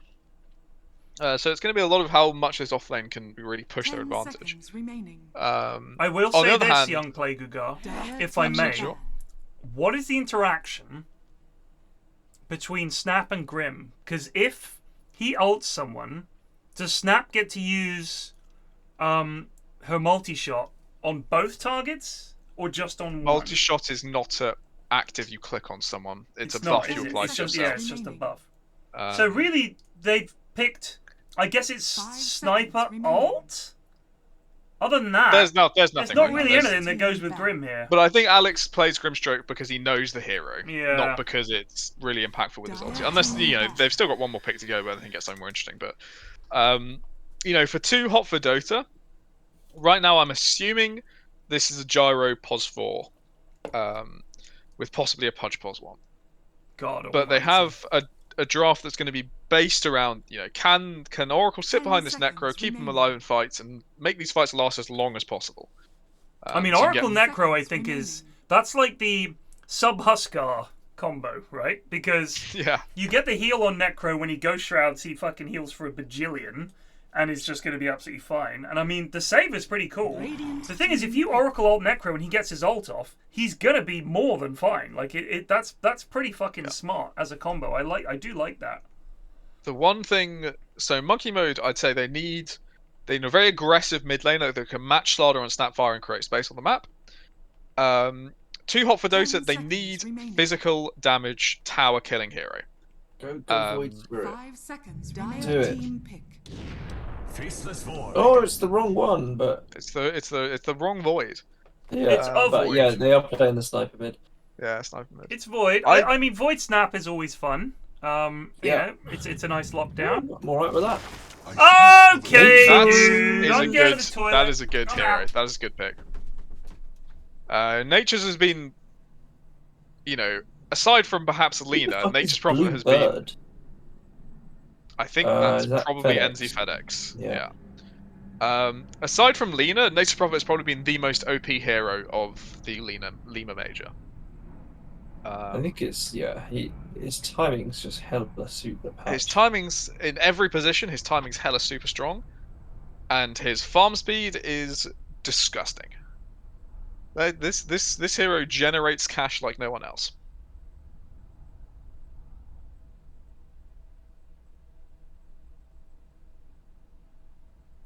And they're gonna play it carry. Yep. Hopefully so. We've got Ben mid. Is he got a spider on his forehead? Doesn't have enough legs. What is that? I don't know. I think it's fluttery golden wings of some kind. Look, there's bats coming out of it. Oh, it could be. I just thought it looked like a bit like a beetle or something. Whatever it is, it's terribly designed. Ow! Oh, hello. Do you know, I have not seen the Roche running across one in a long time. Everyone has it happened last game. Chow. Did it? Last game, there was one. I was probably watching a major. Yeah. You're watching just a blank screen, effectively. Yeah, it doesn't feel like he gonna make it out. They're just spending a lot of time running away. But we could. We're in line for both a 420 and a 322. So I've checked it. It's Golden Sullen Shrine is the Necro's thing. So not really. Does it have a? It's a flock of messengers, all running from the spirit realm and eagerly waiting the needs of. Sorry, what happened? We're looking at Necro's head icon because we couldn't Who work the out if it fuck was a is spider. Rotund Jerry? Rotund Jerry. Where's that? It's on the description. Golden Even Sun though Sanctum. stout enough to feign resistance to Rotund Jerry's. Rotund Jerry. Rotund I didn't even Jerry's. read that. That's Rotungers, but that looks like Rotund Jerry. That's like Hungry Steve all over again. Foul air must blanch at the following flocks of messengers. A wing Because from in the the spirit picking realm. phase, we were wondering if this was like a spider or something on this head. You know, the legs. Not enough legs though. Yeah. Not enough leg for a spider. But it does look, you know, a bit odd. Anyway, what's Why actually have they the game? picked this Prophet? What's going on? So Who's Prophet- Bluebird? Bluebird is NC-FedEx. NC-FedEx. Oh yeah, baby! 4 fucking iron branches.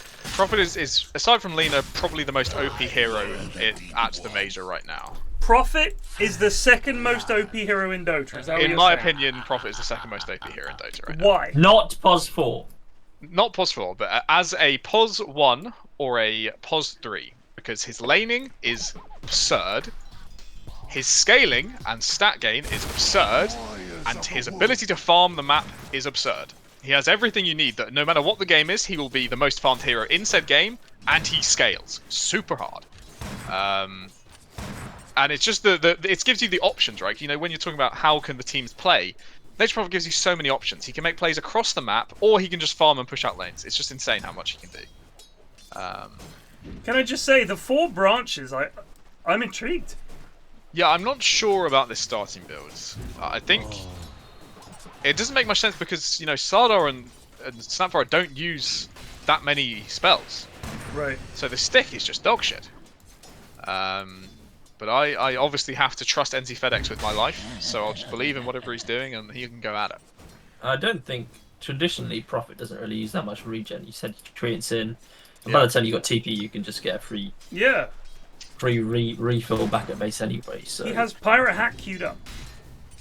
yeah, no, that's his quick buy. Why is that there on the right? I don't understand why that's there. When I Well, click you on can, Prophet, like, it change shows Pirate Hat. You can add Pirate Hat to your quick buy. Yeah. It's so strange. I was just about to take heat. He's getting a click in. Has Ben played Necro much mid? I think he played it in the in-houses before. I think just any disgusting stickening hero in the mid lane Ben has played. Big fan of it.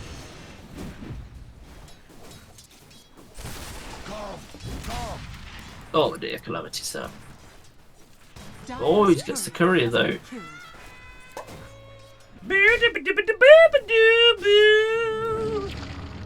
Yes, Alex.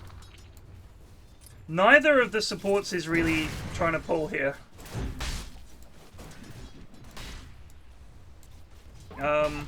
It's intriguing. When I play, the number one thing I'm doing for the first like 10 minutes of the game is fighting over pulling. And I'm watching, and in neither of these instances is either support on either team, in safe or off, attempting to pull or fight the pull. What is going on? Here we go. Oh, no. He's considering it. He might be able to grab the wave as it comes back. So, Shak managed it. Ben's dead. Oh, he's not dead. The move speed slow on Calamity Sands Shroud. take aim. Oh, the take aim stop slow. him. Yeah. I didn't realize that was the thing. Yeah, when you're taking aim, raised you're like, up a bip, game bip, and- bip, bip, bip, bip, you barely move. It does make some sense. I Slows you guess. by 45%. Well, there Can might they be get a grumpy? kill in the bot lane. I didn't have any spells on cooldown, so it didn't really work. Oh, Alex! Grumpy does have that ring of health, and beneath the tower he has 19.5 regen. He's going to be back into the fight in about 20 seconds time. He gets next to his. What was the kill? I must have missed it. What, the first blood? Oh, the hook. That's right. Yeah. Oh, trouble for Bast. Oh, I think Bast is dead. I think he rocketed a creep. I think he might have. Overwhelming. Overwhelming. You're just literally Bob at Birmingham. Thou hast shit thyself. I shall not be coming back to Birmingham. He literally left that same day. I've said it before. Bob's a right big baby sometimes. Oh, absolutely. He is. Well, he's actually not a big baby. He's a very small baby, but a baby he be. I don't think Bob denies it. To be honest, I think he accepts that. I don't know what is so abhorrent about us that he can't see us. I'm still waiting for the Rorts jam, bro. I'm very comfortable with the fact that I'm never going to see Rorts in his actuality. That's, you know, that I accept. I know that Rorts is just some sort of character. I don't think that's a real person. He's fictional at the point, yeah. Yeah.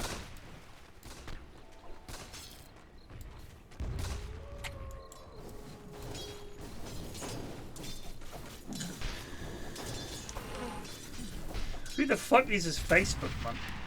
He's found some random person from. Yeah, he just found someone with Mikey's name. With Mikey's name and added him. I have actually got a few Valve employees as Facebook friends because I've known them for like 10 years, quite a few of them, and quite often I'll get a sneak peek of where the next TI might be based on where they've gone on holiday. Oh, that's nice. Of course, as has it worked out? Yeah. Oh yeah. Did someone go to Romania? I mean, Singapore was certainly like they were in Singapore, and I was like, oh. I wonder. Oh, but I guess Romania was last minute. Romania was a last minute. Did someone go to Sweden? You see someone on holiday? I don't remember that, but it's just one of those things where you sort of. I mean, you know, I'm a vaulter, right? Things that people tell me are in the fucking vault. I've never been a spreader of gossip or a revealer of truth. And not a plague leaker. No, I'm not a leaker. I am the opposite. I am very reliable in that regard.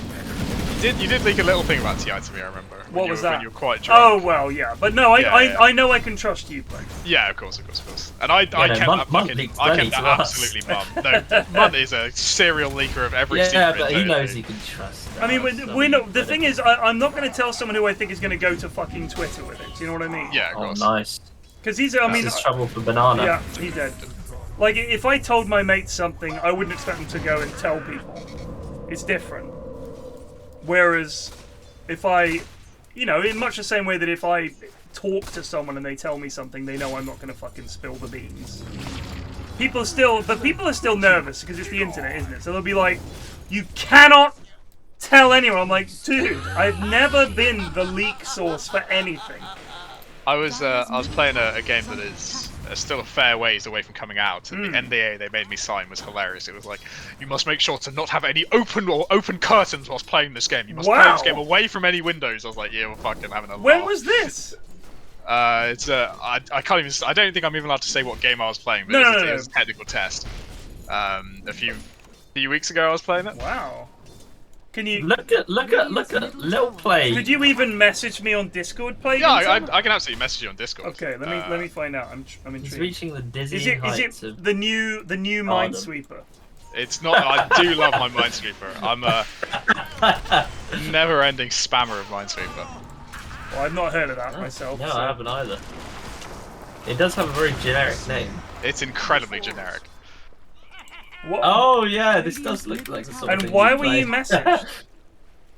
I mean, I think I applied a long time ago to be considered to be invited, and I've done technical tests and alphas for that company before. Okay. Some other games, so I think maybe I don't know. I think it was not like a super secret one. I think there's a fair few people playing it. Interesting. But it was. I did just laugh reading the NDA because it was like most like it's harsh and stringent terms I can imagine. Did Oracle just kill Pyrion? I don't know. Maybe. Pyrion has one death. He's in a different lane. Did he TP Go on, down? Banana, help out! No, they are teammates in the same lane, but I think he contributed with an E to the death. Oh, what are you gonna do now, Pudge? Yeah, Pudge's actually gonna fucking die if he's not careful. He's actually done him! Oh, Alex, you noob! Alex, you noob! He dies anyway! That's so shit. Alex on his most played hero. Well, it could have kept clicking normal, just ran. I had to sign an NDA with a games company for testing Ted's favourite computer game of all time a few years ago. Is that Dota? I'm gonna say that's League. This will come in handy. It must be something I played that made me absolutely furious. I can't imagine what it would be. Sea of Thieves. Eri is a Sea of Thieves. No, he is a main. I've still never played it. I don't know if it's a game you'd enjoy. I want you to play it because I loved it and I love playing it with friends, but I don't know if it's something you'd enjoy at all. I did see a really funny clip of some lads sailing along, chatting away, and then they look and there's like a ship right on their left. And they're like, by far the most famous Sea of Thieves clip. It's so funny. Brilliant. And I was like, maybe this game is fun, but then I thought, is it like that all the time, or is that like the thing is, most of the time you're not really like RPing like there's a captain. You're just chilling out playing a video game, and then no one with more than an hour's gameplay just stares fixedly straight ahead the entire time. You know, it takes a lot for it to be snuck up on, but they did manage it. It's here's the vid if anyone wants to see it while this game is going on. Captain! Yeah? No!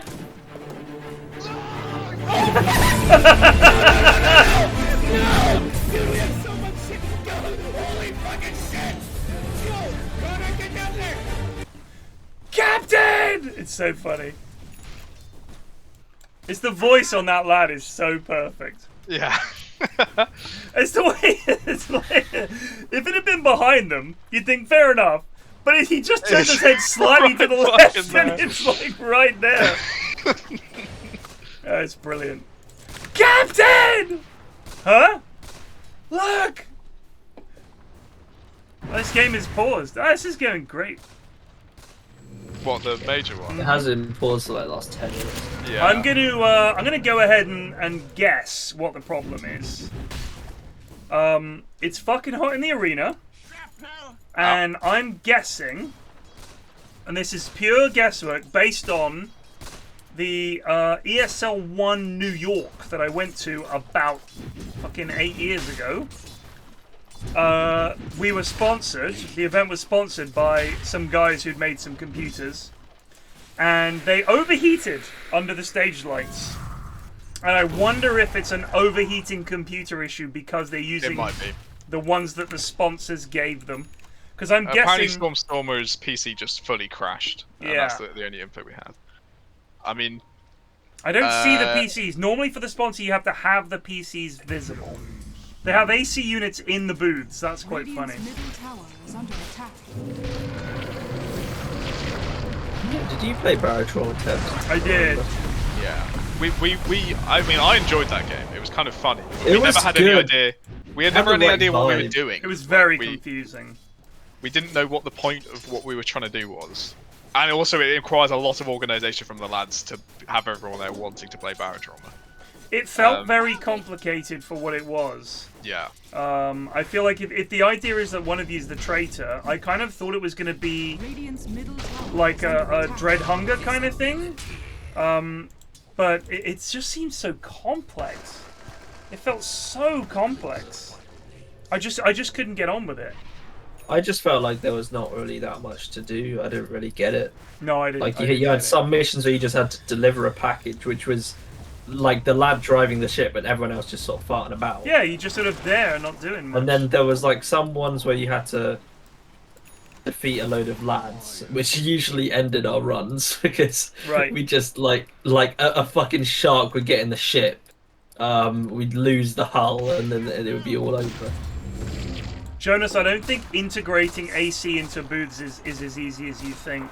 I mean, honestly, I think Dota should get rid of the whole soundproof booths thing altogether. I think I'm on board with that. TI was so fucking good because of the rotating stage, right? It was amazing. Where it was just instant, constant Dota. It was so fucking good. Game. Let's go. No fucking about. Here's the next and just one. on the topic of like how like late. Apparently, I think Jonas said it was like 4:30, like 10 minutes ago, and this is game 1 of the second series of 4 series. Like, it's not. It's late night. It's a fucking late night. I bloody hope they've got the arena as late as they need, because sometimes they're like, you have to be out by 10. Like I've been in events where the deal is you have to be out by a certain time, and they're like, if this goes to 3 games, we're fucked, and you just get lucky sometimes and it doesn't. Like it is a genuine problem. Because the thing is, that a lot of these events you go there, the arena staff are like nothing to do with the event. They just work at that arena. That's them every day.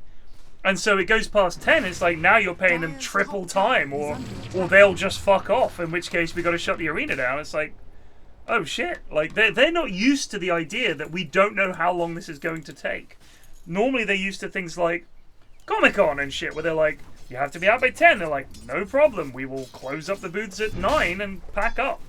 Whereas for a live sporting event, you would normally have those in an arena dedicated to that thing. Dire's top tower is under attack.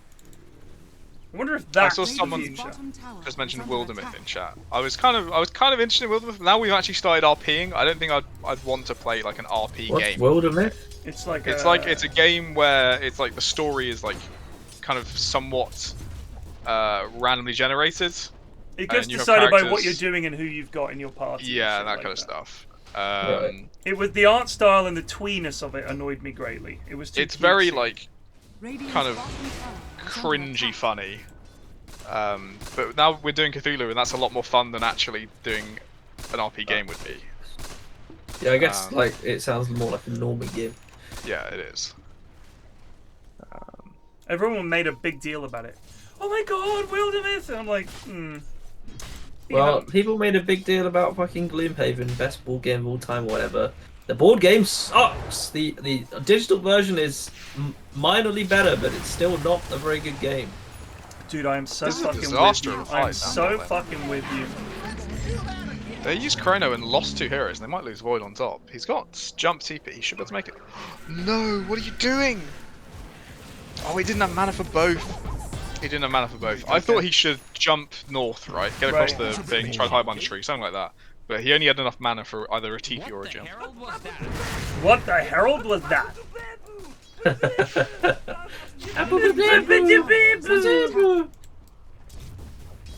It's Blink and Mom on Slaughter now. He should be getting ready to rumble.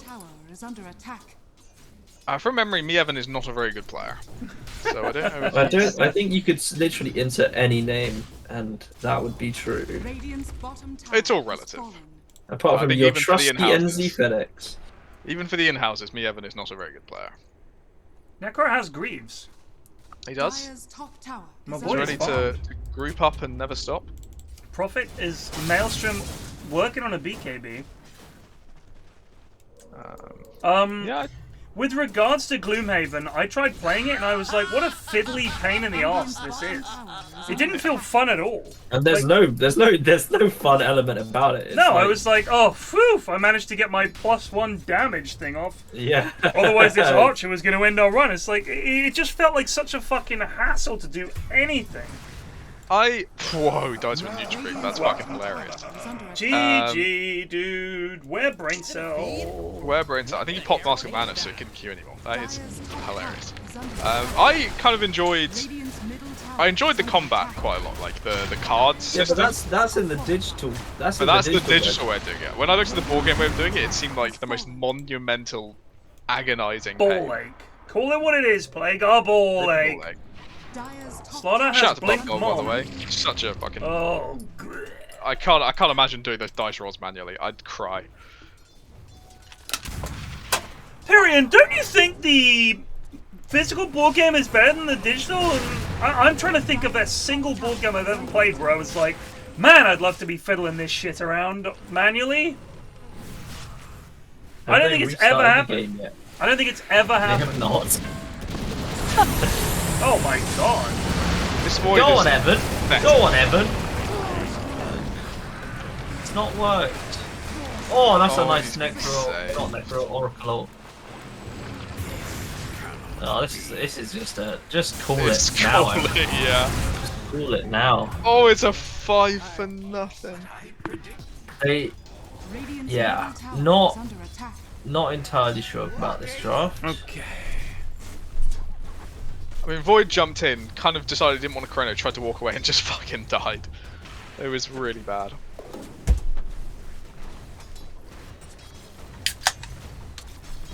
There is a moment,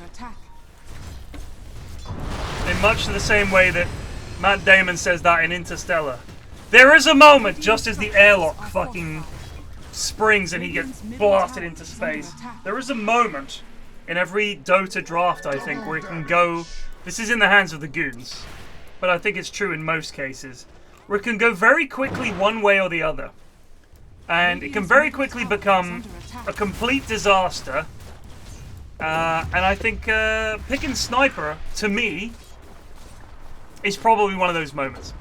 I just think, just don't. Sniper's not been good today. Just pick something else. This is such a fiddly ball ache of a hero. You need just the right line. I get it. You've got Void, and you're like, we've got Sniper damage outside Chrono. We've got Snapfire damage outside Chrono. It's a great idea. But then you've just got a Sniper, and he needs to farm. He's not a mid that can do shit. He's basically kind of like a carry that plays mid. In that the whole point is you want to farm on him and get damage items on him, attack speed items, and just go duh. Guess who else wants to do that? Your fucking Void. He desperately needs to do that. But then at the same time, where Banana could just say, you know what, I'm just going to Chrono and let all the damage come from outside the Chrono, and we've got Snapbot, we've got Sniper. There comes a moment in every Void's game where sometimes you've got to Chrono and get the fuck out. Like, you can't just be holding on to it for like a perfect 5-man. Sometimes you think, fuck this is looking grim. Oh, Chrono, leap away and TP the fuck out of here.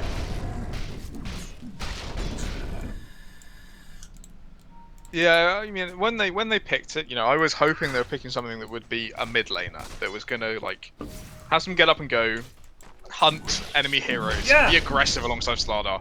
And when they picked the Void, I was like, okay, it's good team fight, it could do something, but like you're seeing the downside. They have no plays to make without Chrono. It's all around the Chrono, which is weird because you think the thing is with Slardar Snap is a potent enough combo. I really think you can blow up some heroes with that. But their map presence on their own fucking side of the map is fucking... Void is desperately trying to farm his own jungle, but look at this, the enemy's taking the triangle, you've got nothing. Yeah. And the other problem is, of course, if you're hoping your carry is going to be the one who, you know, gets up and sets fights up, he's got a different objective, right? He's trying to get a BKB, he's got shit to do. He doesn't want to be going to these fights, and that's not a bad thing. Like, it's fine, he doesn't want to be there, but it's just hard for the team. Alex is dead. He is indeed. And that's going to force the Void out of his jungle. And Sniper's up here taking what farm Void might have been able to get up here. He can't farm this bottom lane. Prophet is up here grabbing the wave. Have the game restart? Don't think it has, no. No, they're just showing replays. This is so fucking bad. This isn't day one anymore. This is day one in the arena, though, isn't it? Day one in the arena. So that's like day a one, reset. Day one resets. Yeah. That is like a reset. Your arena day one is going to be much like the group stage day one. It's all going to go tits up. And this is why Chrono? maybe we don't just give tournaments to people who haven't made a tournament for them out. Oh no. And he's dead. All that for an oracle. Oh my god. It's very hard to fight without BKBs on any of their lads. You know, Slardar's getting a shard, so his BKB's not coming for a long time. Sniper went when we get him one apparently. And Void is only just started. You know, but on the high ground they are strong. Sure, Plague. They're definitely not just going to get hooked to their demise. It's looking rough. Oh my god! Ben should have got a Dagon. Get a Dagon there, that's a kill. Just saying. Wait! Nice Slider Crush. Now he gets to die too.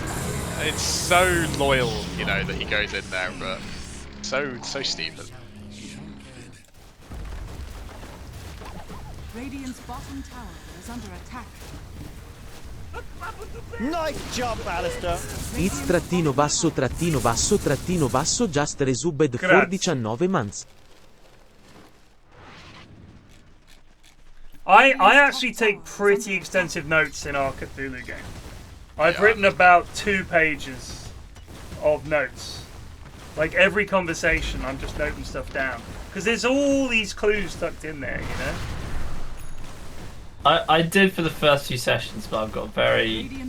Especially when I'm just like sort of sitting there listening to other people who are like...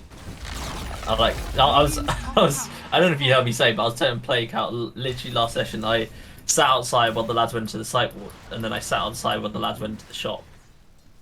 Yeah, no, I mean, it's tricky, and I think in the role-playing aspects, if you haven't picked a character who's like I feel like in the fighting, me and Plague take a massive backseat, right? Because we're shit at it. Like, we're just not... Yeah. And also I'm thinking, I'm a fucking Catholic priest. I'm not meant to be the guy leading the charge. That's Roy and Charlie's job. They're the muscle. I'm the lad who is happy at talking to people and pretending to be a priest that's just there to be a nice guy and look in a library and occasionally persuade someone. Because that's literally all I'm good at. Klaus and I need to have like a sit down and chat about who he is, because he's gotten a bit confused in the last session. Certainly becoming a burglar was not very Klaus. He was like, I didn't really come into this with any idea of what Klaus was. I just decided on a name and just rolled with it. And then in the first session, because I didn't understand Munt's explanation for the combat and was too embarrassed to say, so I just decided not to fight. And that turned out to be really funny, and I was like, let's be a pacifist. And I've kind of lost that, like... I've gone from being a pacifist trying to do the right thing to like happily watching my friend beat down as like kill something and happily watch. You said to Greg, "You must kill this man." Yeah, that was you wanted to fucking dome me, and luckily it was. And then I was like, I was happy to leave Lucy out to be baited by it, and I was like, I'm all in on the job, and I think Klaus has gotten a bit confused somewhere. So I need to work out what he's. I still think he's fucking funny. I love this character. I like Klaus. I don't know if I'm letting the side down by saying things like, we should help this Lucy girl out and stuff. No, that's the right it's exactly what you need, right? Like, you need people with different ideas of how to do things. So that's when it's interesting. Plus, your suggestion for hammering at the same time was actually the greatest idea of all time. Yeah, Klaus needs a little chat.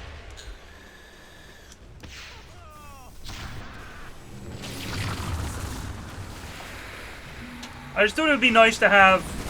I haven't done role playing in a while, so whenever I've done it previously, I always found that you kind of need a moral core to be the good guys, and whether it's a paladin or someone like that who's like, we have to do this. It's the right thing to do. You sometimes need that because it gives the DM a way to set things up that isn't just like, I'm not being funny. This is no flame towards Greg. But if we were all playing like Greg, we would break in and take everything from that place that wasn't nailed down, right? Yeah. Because he's like a loot goblin, because he hasn't done much role-playing, so his focus is on playing it the way you would a video game, which is to get the loot. Like, that's the way everybody plays Skyrim and everything else, is you kill someone, the first thing you do is open that chest, or loot the body, so it's not good for a more social role-playing game. That's more the way you'd play a game. So I thought it would be good to have. Oh my god! Oh my god! It's all the same by Big Oracle. from Shak. The damage is still good though. Sniper's That is getting a good free damage. fight. Enzy's in on the backline though. He's distracted Sniper a bit. They've lost the Prophet, but that's only the Aegis. Can they get the stun on Evan as well? This is fucking desperate stuff. Well played, NZ. That was a really good, smart TP from him. Because the fight would have gone completely differently if they were able to stand on the high ground and just deal the deeps. But he came in there, turned the whole fight around, gave them time to regroup. Look at that, they're all at full health. Radiant's middle barracks are under attack.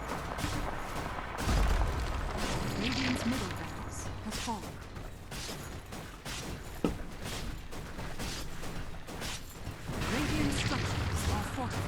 Like, I've done DMing before, and if you have a party that's not being the good guys, it's very hard to set them up against the bad guys. Because they're like, what's in it for us? And they're just thinking about money and loot, and it's like, that's a very different campaign. Yeah. Where you just are basically a band of mercs. And you should never be playing lawful good or... And also, a lot of the times, people don't want to play lawful good, they'll play fucking... I'm gonna be like chaotic good. So I just get to be my own kind of good. And it's like, alright. So you don't actually want to be the good guy. You just want to run around and get loot and fucking fight monsters. You don't actually want to be the good. I think most people as characters are chaotic good. Yeah, I know, I agree. They're in it for themselves, essentially. Oh, what a save! Wow! If I Shak! put Roy somewhere, Roy would probably be neutral. Like, he's just middle of the park, like just a lad who wants to get the job done. I mean, Shak has been fucking amazing in these last couple of fights. Pretty flawless, yeah. Radiant's top barracks are under attack. This is just a hard outdraft to finish this. Just a bloody good game all Radiant's round. top barracks has fallen. I just think a lot of people don't want to have to make moral decisions when they're role-playing that they might not make themselves. And I think the thing is, just because you wouldn't necessarily say, do the sort of right thing, that everyone would say, yes, that was the right thing, because it's a hassle, or because it's fucking half an hour you don't want to spend doing stuff. No Oracle ult this time, so whoever they're focusing can die. But they're just too tanky. Yeah, it's just over.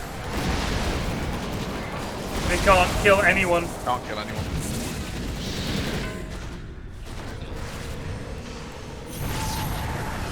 Yep, they called it. Well, that was a fucking whipping. Holy shit. Wow. 31-5. I think for me, we had a... Because Thomas DMs for our group and he has done for ages. And we used to be very gamey. Everyone's rushing to loot everything. Like, literally, when a fight's done, everyone's like, oh, I'm going to be the first to loot things. Right. But I think he's been quite good at sort of getting that out of us by introducing consequences when, like, genuinely aids consequences when we're like that. I mean, but that's the way you play when you're younger. Like, I'm not having a go. But when I started doing D&D and stuff when I was like 10 or 11 years old, and you're focused on you read the rules, and you look at all the numbers and you think, wow, +4, you know, and that's what you're focused on is the numbers. The same way you would when you're playing a computer game. Like, if I'm playing XCOM, I'm looking to get the best gun I can and the best skills I can, because there's no role playing, and it's very easy to treat role-playing sessions as us against the DM. But that's not what it is.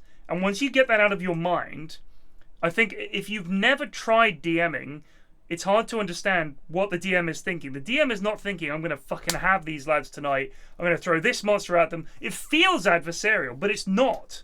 The DM is trying to set up a fun session that they get to run, tell a story that they want to tell, and hope that you guys tell your own stories within it, and sort of find your way through it, and that's the fun of it. The fun of it is the story and the fights and the stories that come after that. Like, do you remember that time we did this and that? Like, that's the fun of it. Not just, I rolled a fucking 18 and killed that guy. That is the least of it. The fun of it is the person coming up with something ridiculous and it saving the day, or the party fucking up in a memorable way. That's the best part of role-playing. So I think once you get out of the loot and numbers mindset, you get into the best part of role-playing games, which is that anything can happen and people will come up with dumb shit, and those are the things you remember. Like, I remember from all the years I role-played, all the crazy shit that people came up with that worked, and all the stupid shit they came up with that didn't.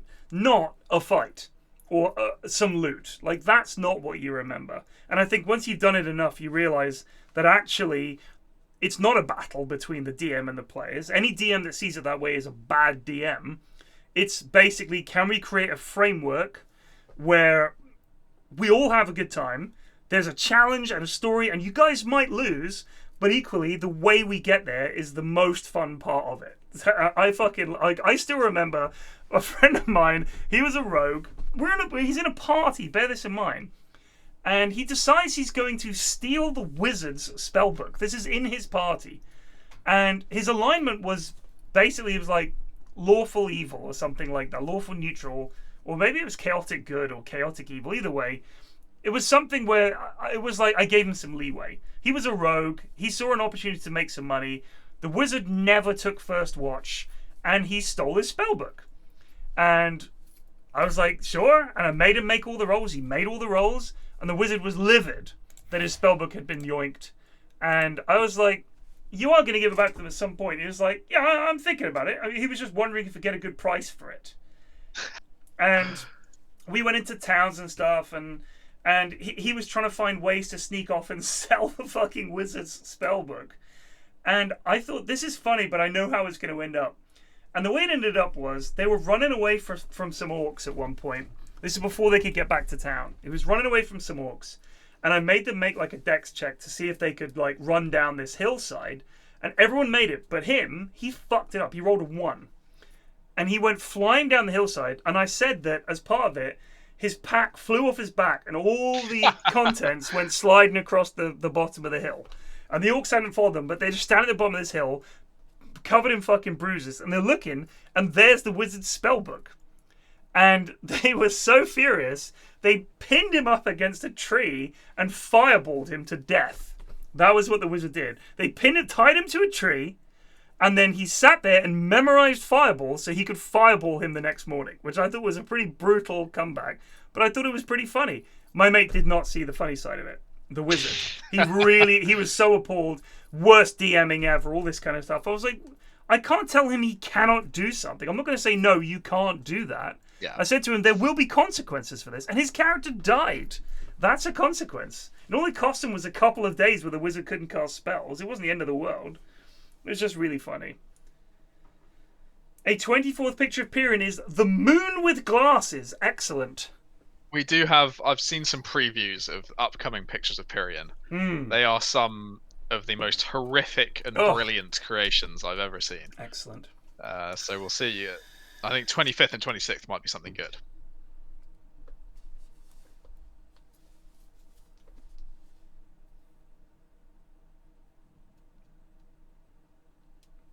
I mean, the rogue got what he deserved, absolutely. Yeah, exactly. I've never this is my first time RPing. I've never been into D&D at all, but I watched a lot of GTA RP in like 2021. Right.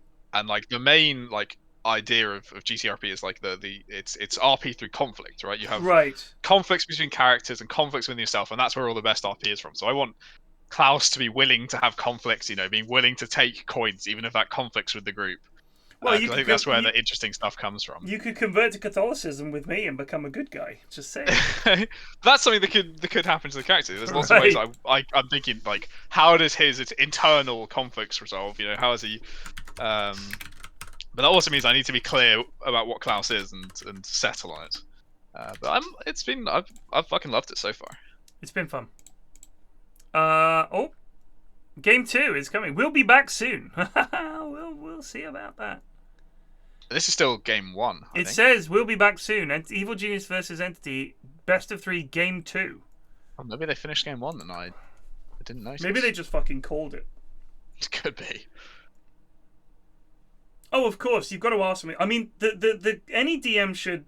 There are a few tips as a player, tip-offs that the DM gives you, right? Where they're like either asking you to very specifically describe what you're going to do, in which case you think, oh, this is probably a bad idea. So you start backtracking.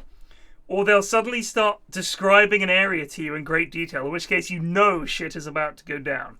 So as a DM, you could work around that metagaming and describe everything that the players come across. But if you're running it from... Like, this is always the hard part as a DM. And I remember one time I was DMing for some guys, and there was what to me felt like a very clear indicator that they should run away. Which was that they were fighting some wolves, and more wolves turned up. Like, lots of them. And these guys were like level 1, level 2. And I was like, they are going to run, and then we'll get into the next part of the adventure, and blah, blah, blah. And they just didn't. They just stood and fought. And I was like, how far do I push this? Because if there's like 20 wolves going after them and they're still not running even when they're getting bitten and it's clearly that they're outnumbered, what do I do? And I just didn't know. I honestly didn't know what to do. They were just standing their ground. And it was really hard to keep fudging dice rolls. And eventually one of them died. And he was furious. And I was like, at no point did it... That's where to have the NPC character who's joined them along exactly. the event. Someone should turn up and say, you should fools! retreat. Yeah, but then it feels like, oh, what, this guy just arrived? How come we didn't hear him? I'm a ranger with blah, blah hearing and all this kind of stuff. I was like, can you guys just run away occasionally? Like, everybody sees every encounter as a fight to the fucking death that they will succeed in. And sometimes you just want people to fucking run away. And they're being so slow to go towards the objective you hinted at them about like 20 fucking times. And they're never going towards it. You're like, we're going to be here all fucking week. You guys are not even... It's like, whatever you do, don't go to the mountain. I hear that's where the wizard lives. And they're like, I wonder where this wizard's at. And they're fucking scouring the earth. And they're going everywhere but the mountain. You're like, lads, like I can't drop any more fucking hints without someone walking up to you and going, I heard you lads are looking for a wizard. Yeah, that's right. He's in that fucking mountain we've mentioned like 20 times. Is he? Well, we're going to scour the fields again. It's like, fuck. So sometimes as a DM, it's very frustrating when the players don't sort of go where you need them to go. But as a player, you kind of need to understand it. Like, if, for example, if we all just decided to get in our cars and drive to California, what's Munt meant to do? Yeah. What's he meant to do? That's the end of the session. Like, oh, fuck this quest. No, we're going to go find something else to do. And if you play with the wrong group, that's the kind of shit they'll do. They'll just be like, do you know what? I don't like this. We're going to leave. Where are you going to go? I'll just go back to the city and find something else to do. And you're like, frantically going through your notes like, fuck, I haven't got anything else prepared, because who does that? So it can get really difficult. And making up shit on the spot is almost impossible for it to be really any good. That's why they invented the random encounter. What I found I enjoy about this current scenario more than the first two is that it feels like failing the investigation is a very real option. Oh, yeah. You know, in the first two, it literally was like a side scroller. You know, it was autopilot. The investigation was going to happen. It kind of came to like us. There is a strong chance that the spot hidden we just missed means the crucial bit of evidence is going to be lost forever, and I'm furiously combing back through my notes at every opportunity. So Munt says, with the Servants of the Lake scenario we did for the lads, the motel one, the whole thing revolves around the investigators sleeping at the motel. Naturally, the chaps just didn't do that and binned the biggest plot hook. I'm so sorry, dude. Well, we were waiting for 10 seconds. Were we waiting for nightfall? No, we weren't. We were fucking. I think like shit just hit the fan way too quickly after Greg fell in the fucking coffin. When we found the trapdoor initially, we gave up on sleep and went for shenanigans. I was really suspicious, and I looked at the map and I saw all these rooms and I thought. I just thought to myself, I bet people are being abducted and fed to something in a lake. Like, there was the only thing I could think of was these guys go around the lake at night, the fucking, the hobos around the other side went missing, people go missing, they're feeding people to something in the lake. I don't think that was what was happening, because we ended up with a zombie in the fucking basement or whatever. But I thought, how would I sneak into people's rooms at night without them knowing? There's probably fucking trapdoors or some shit. Because we opened the fucking rug and there's a fucking trapdoor. And then it all kicked off. So we went to distract the front desk, and then Greg fights a zombie, and it all goes fucking pear-shaped from there. But I'm super paranoid when I'm staying at a motel in the Cthulhu realm. I'd want to like turn the fucking statues around, turn the mirror around, look for trapdoors. I mean, I could tell when, I made that throwaway joke at the end of Klaus is going to go do some fishing. Right. And Munt immediately said, oh, is he going to go down by the pier? I was like, oh my god, I fucked up here. Yeah, when he's like, right, well, the pier is about 30 meters long, and off to the left there's a small bush. It doesn't look like anything in particular, and 4 barrels. You're like, oh shit, I'm in a combat zone. I think anytime the DM describes something that could be laid out with miniatures and terrain, you fucked up. Yeah, as people point out, this is in fact the Chinese spy balloon 24th picture of Pyrion. Of course, I'm sorry. That is, of course, the Chinese spy balloon. 5 seconds remaining.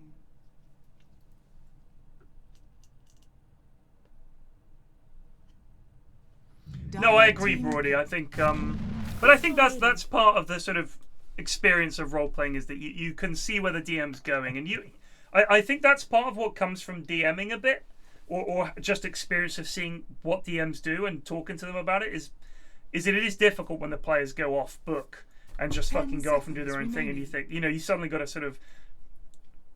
sort of push them back without pushing them back. Like, you can't just have someone fucking walk up and say, you are going the wrong way. Like, you need to kind of direct them. And it's only so often they can... Because here's the other thing. If they come up with a really good idea, and you think, shit, that actually does make sense, and then you're met with just a brick wall, it's very frustrating as a player.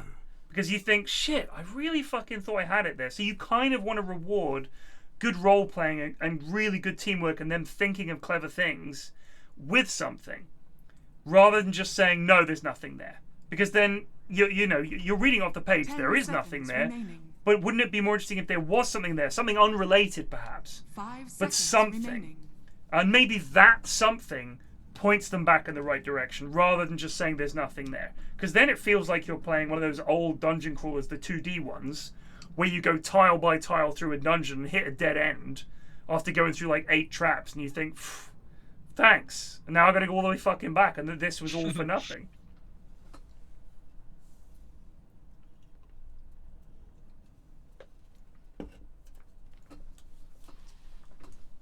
My hardest part in D&D, which is really the only game I've ever really DM'd, was using, if you were up against an enemy spellcaster, getting the enemy spellcasters to use their spells effectively. That's hard. Like, if you look at more recent D&D modules and stuff, it'll say things in there like, this NPC generally leads with this spell, and then we'll follow it up with the following things. And if this happens, they'll try to do this, and if this happens, they'll try to do that. Because it is very hard to look at an NPC. This isn't your character. This is a character that's going to be in the game for maybe half an hour. And you're meant to know the best way to utilize this to make it an interesting engagement. That's hard. So the better NPC sort of codexes, if you like, will give the DM ideas about how to play this NPC, which is so fucking useful. 10 seconds remaining. I mean, Thomas has made an entire fucking 5 seconds everything remaining. pretty much. It's not like fully homebrew, obviously. It's just like it's still regular D&D stuff, but like most like bosses and stuff like that have very unique spells. And he watches a lot of D&D, so he understands how to play each class like pretty flawlessly. And he understands all the various intrigues about it and different things you can do. I mean, you got to be smart to be a DM. You got to know the game inside out, so that you know how to play your side of it. You got to know what the players can and can't do, know what their weaknesses and strengths are, all of it, and you've got to be able to think on your feet. So, I mean, Thomas is a smart lad, so it doesn't surprise me he's a good DM. 5 seconds remaining.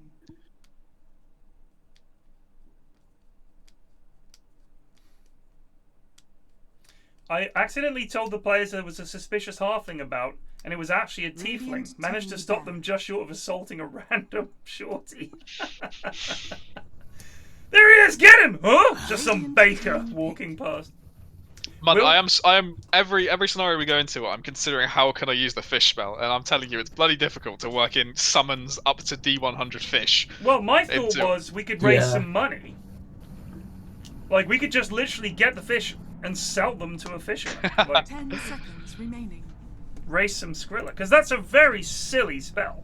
5 seconds I remaining. mean, my other spell where I summon helpers of the god Galaki, which has absolutely no consequences for class at all, would be a little bit more interesting to throw in somewhere. I think that's like a last ditch. I would love that to be a last ditch, like literally the fight is just going south, and Klaus is in the corner rubbing his hands together, putting candles out. Oh, we're back at the desk. Man, they look hot.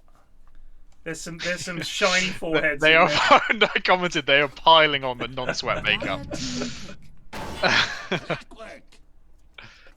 There's a sheen on SVG I've not seen before. He's a very cool customer, but he looks like there's some heat going on. Wearing a dark blue shirt is a bold move in 30-degree temperature. I'll put it that way. Mind you, they're not all young. They don't fucking sweat. It at least looks a little bit airy. He's not got like a. That's true. Nothing heavy. A very tight-fitting shirt. He is so fucking funny, SVG. He's one of the driest dudes. Like, someone will say something and he's got that deep SVG voice. Like, he never raises his voice. He just dry, low level sort of this sort of growl will come out of him. He's genuinely fucking hilarious.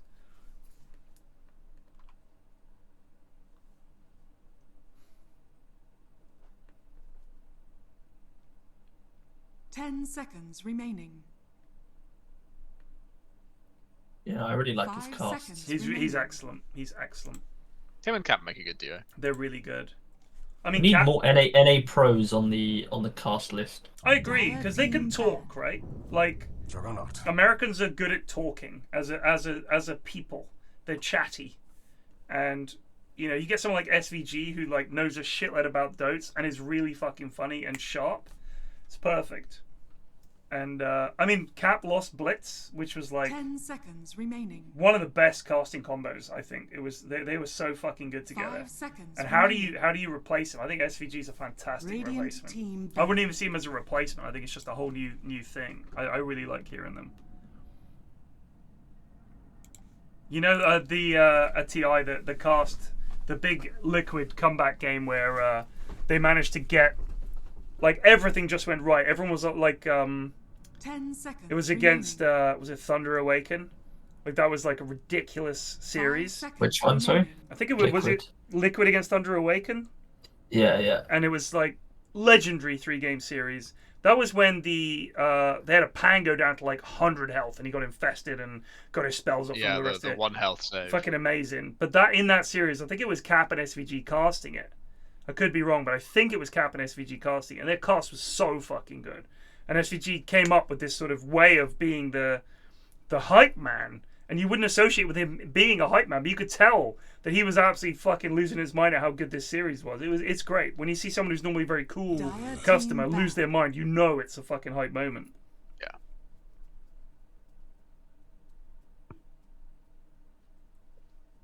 Yeah. Has everyone gone home? The fucking stadium looks empty. Do you blame them? It's fucking boiling in there. There's no guarantee that the games even happen anymore. I think when you have game 2, I don't know how many hours we're into the live stuff, but they probably go outside. 7 hours, 13 minutes. So we're 7 hours, 13 minutes into the day. Yeah. And we are in game 2 of series 2. Are you serious? Yes. It's looking rough today. It's looking rough. It's 5:10 now. If they want to finish even before 12, I think it's got to be all 2-0s probably. Wow. A series, even if they're 2-0, probably going to take like 3 hours. God almighty. These lads look really, really up for it. There's nothing worse. There's nothing worse than the fucking. This is game 3, Yoso. Oh, you mean on the stream? Oh yeah, no. This is game 2. 10 seconds remaining. This is game 2 of the pro stream, and they're not even in the draft. They're not even in the draft room. They still got probably a ton of shit to sort out. Do you know what played that? PGL got a load of shit for the rotating thing, and they were like, "Why are the games happening so fast? Where's the content?" And I'm thinking everybody wants the games to happen. Like, the minority of people on Reddit complaining about the lack of content, people want to watch the games. They want to watch the games. That's it. That's why you tune in. I was literally typing in Discord this morning. The best part about this not being an English stream-focused event is there will be a significant amount less of cringe crowd content, where they have Slacks go and do fucking interviews. But it's my most hated part of every Dota event. But they're not going to do them here because it's all SA. The thing is, I love Slack going to the crowd because I just love seeing him bump into some really awkward person and make it funny. Or throw something and hit a member of the audience, which is still my favorite thing that Slacks has ever done. What did he have, like the cannon thing that he shot at someone? I can't even No, remember. this was at the Stockholm Major. this is one of those DHL bits, and he's like, "Here we go, top rope, hup!" And he throws a prize, and it clocks this lad in the fucking head point blank. I laughed so I watched that for the rest of the day. He was so gutted. Every time I watched it, I'd fucking cry laughing. It was just so good. This is where he goes, "Here we go, top rope, hup!" And like, he was throwing these packs of like, I don't know what was in it was like the DHL handout prizes. And he was trying to throw them out into the arena as far as he could. And he just threw it, and it hit this fan right in the face. And we slowed it right down. He sort of really like recoils like it's a bullet hitting him in the head. It was incredible. So I'm always hoping for a moment like that. That's why I love the Slacks content pieces.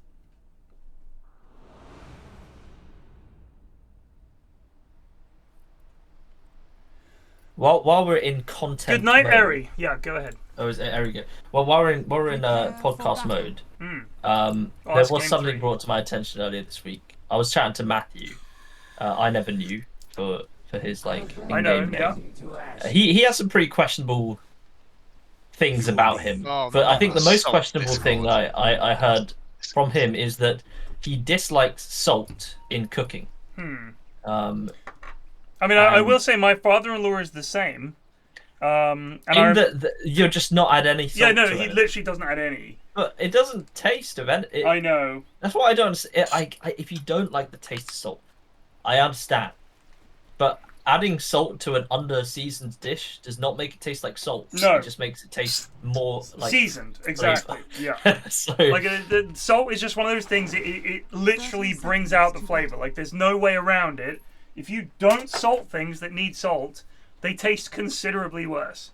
And he cooks like normal things in the grand scheme. Like he cooks like pork and with veg and shit like that. Right. He's just not adding salt to it. That's unforgivable. Like it really. But his, as I understand, his standard meals for the day are cereal. The battle begins. What? Cereal. To basically for all three meals. What? As in breakfast cereal? Yeah. Okay. How old is he? Sounds like a young man. man. He's like 20, 24, 23, something like that. Well, he needs to eat some real food.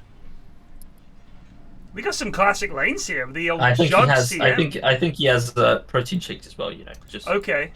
Get some nutrition in there. Slacks his headshot. Oh, I know. No, he doesn't put salt in his cereal. I think that's fair enough. I'll give him a pass on that one. So I actually have an alternate angle I've been promised not to share of the Slacks headshot, but it is a close-up from on the floor from one of the crew, and it was the funniest thing I've ever seen. All right, here is the Slacks headshot clip for anyone that hasn't seen it. This is my favorite thing from any event Slacks has ever done. That's the DHL drop, everybody. Thank you so much for watching and being part of the community. Right there, top rope. Here we go. He's having a great time. He's having a great time for the community. Right there, top rope. Here we go. If you look at it, I don't know if we can change the replay speed. You can't. It's the way he says, "Hoo-yup!" And then if you look at the lad's head, it's this lad. Everything about it is so perfect. I think my favorite thing is, what is the best scenario Slacks is hoping for there? Like, he's thrown it at a lad like point blank. Oh, it's so good. Bless you, Jake. Oh shit! Last of my kind. Missed that. Another spin down, I believe. Yep. Click it, Doom. Yes.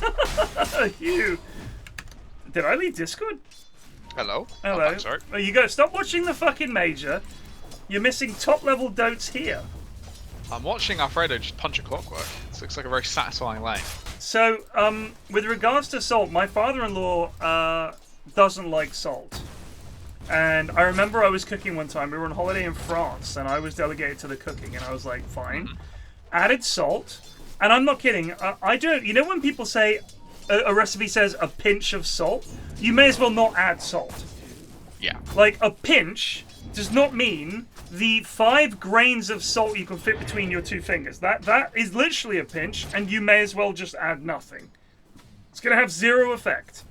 A punch of salt, like a decent fucking amount of salt. Especially if you're cooking any Mediterranean food at all, it better have some fucking salt on that motherfucker, or you're actually not cooking. You're I don't know what you're doing, but you sure as hell ain't cooking. So I added the same amount of salt I normally do. Like, I'm not saying I fucking flood it, but the amount that you should add. He lost his shit. What are you doing?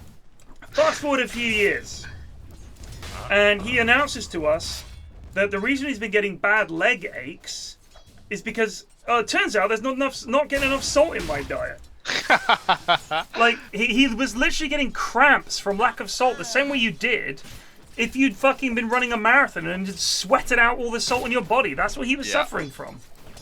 You need salt. Not in excess, but salt is important. I will say, for when I was learning to cook, like, I don't mind cooking now. I've got a few dishes I can produce well. Pot noodle. The thing I hated the most when I was learning to cook was the random, not actual measurements of things you have to put in. Like a pinch, for example, as you say. Right. That means fucking nothing. Yeah, no, it means literally nothing. It's a pinch. I'm like, is it a big pinch, a little pinch? I need some direction here. I hated that. That's just experience. I think I think you get to a certain point where you realize that when they say a pinch of salt, just add salt. Yes, just add the amount of salt you think should be added, and it's going to be experience that gets you there. That's pretty much it. But yeah, you basically taste as you go, and I mean, I've been cooking for a long time now, and you get to a point where you can taste it and go, it needs X. And you just sort of know. And you're right, because you've cooked this before, or you can taste it and sense something's missing. It's probably salt. Like, in most cases, if it tastes bland, add some salt, and suddenly you'll taste it again in a few minutes, and it's like magic. It's like, oh, yeah, that's it. That's what it's meant to taste like. I don't know what it is going on with the whole salt thing. I don't know if it's doing something to your taste buds or doing something to the whatever you're cooking, but it really does do it.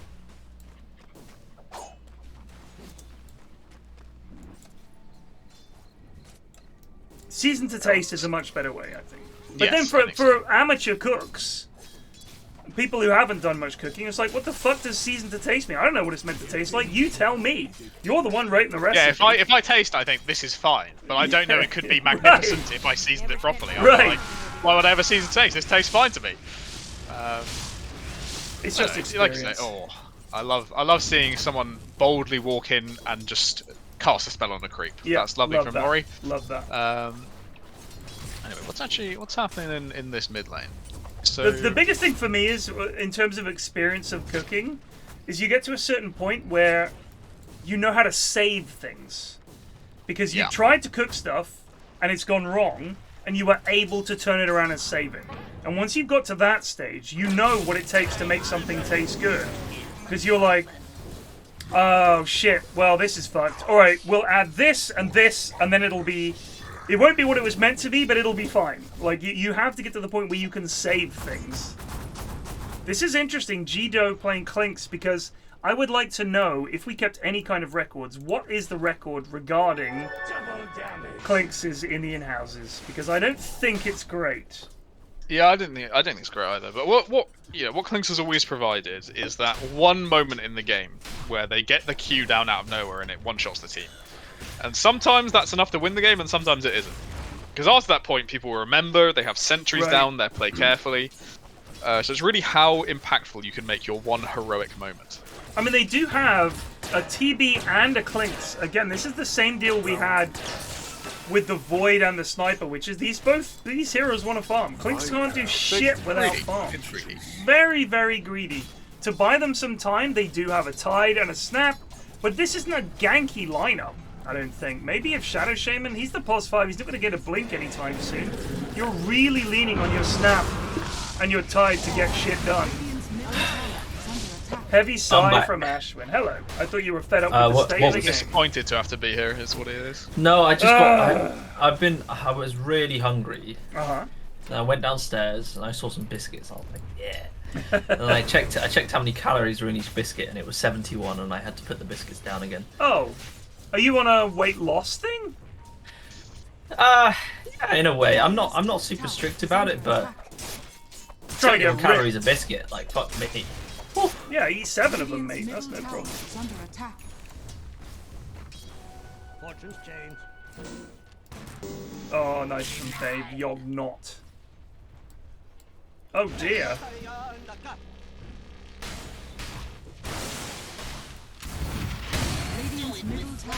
Conk. Dead. Did we chat any more about food? We did A discuss little bit, yeah. We were salt talking about salt. further. And how a lot of it is just experience of knowing how much to add, and when you taste something and knowing what it's missing, Oh, yeah. how much. Oh, actually, but like I said, like adding too much salt, that is going to taste bad. Oh, but, absolutely. Like, but that's why you add a bit. There is no way that adding the right amount of salt makes it taste worse.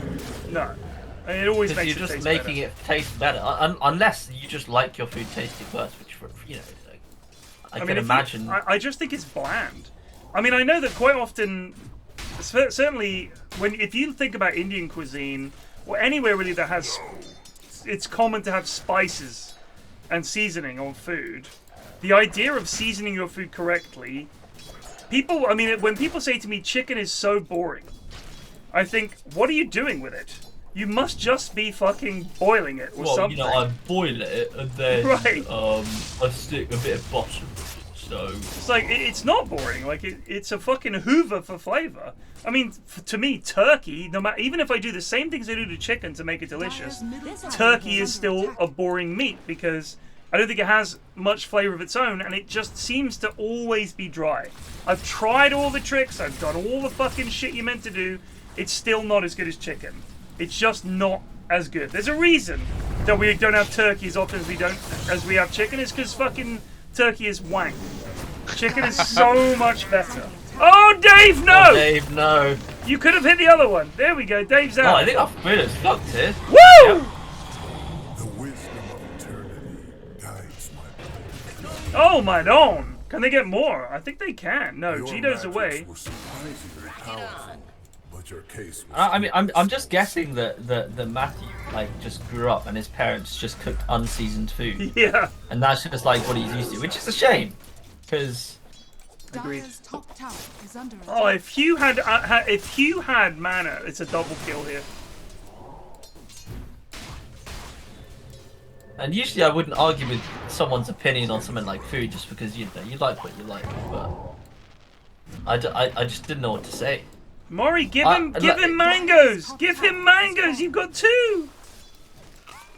He's dead. Oh! He's not dead. He's alive. Oh, yes. Run, He's got him. Doom!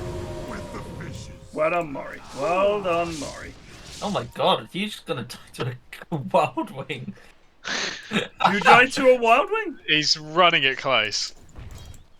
Hugh. Stop playing with this He's widely. so scared. I'd be scared. Those things they mess you up. He needs the mana for his heal. Oh, Ashvin, here's my thing. Did you see the news story? I think somebody posted it in Goons. Might have been Myers. A black hole that they found that had been chucked out of its galaxy Yeah, I saw that. and was fucking flying out into space, towing and towing shit with it. And in the shit it's towing with it, stars are being formed. That's mad. Like it's towing enough guff with it that in that guff, stars are being formed. It's just mad every time with this fucking telescope, man. They're seeing something like, what the fuck? Like they found those clusters of galaxies that were super close to the Big Bang, and they were like, this shouldn't be possible based on what we know about this shit. It's amazing. It's pretty hype.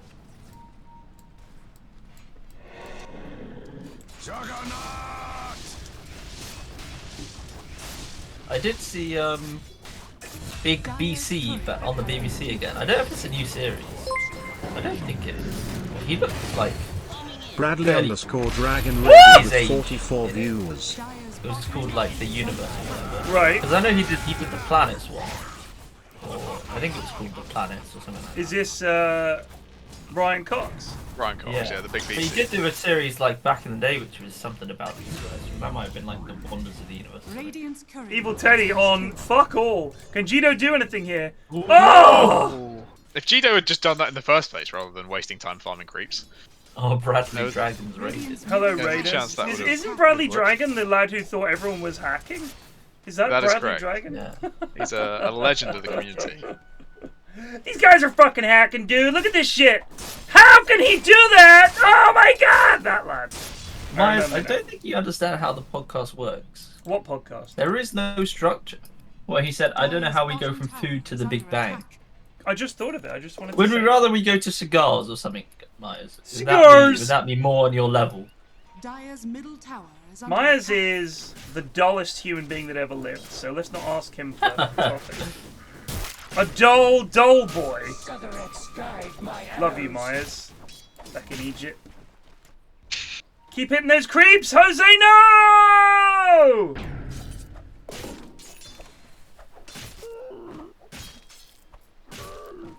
You can't think about Brian Cox without thinking about Mums in Space. That's the impact you've left on some people. Real cultural impact. I would love to hear Brian Cox's take on Mums in Space, since he's A, a musician, and B, features in the song. What musicality is he involved in? He was in D-Ream. Things As a what? can only get better. Can only get. It was like the theme song of Labour's. Oh my god! It was lovely. That was it. That He was in. For what reason I know not. He's just happy to be there, you know? Wants to get involved. He's gonna get used to Spectre.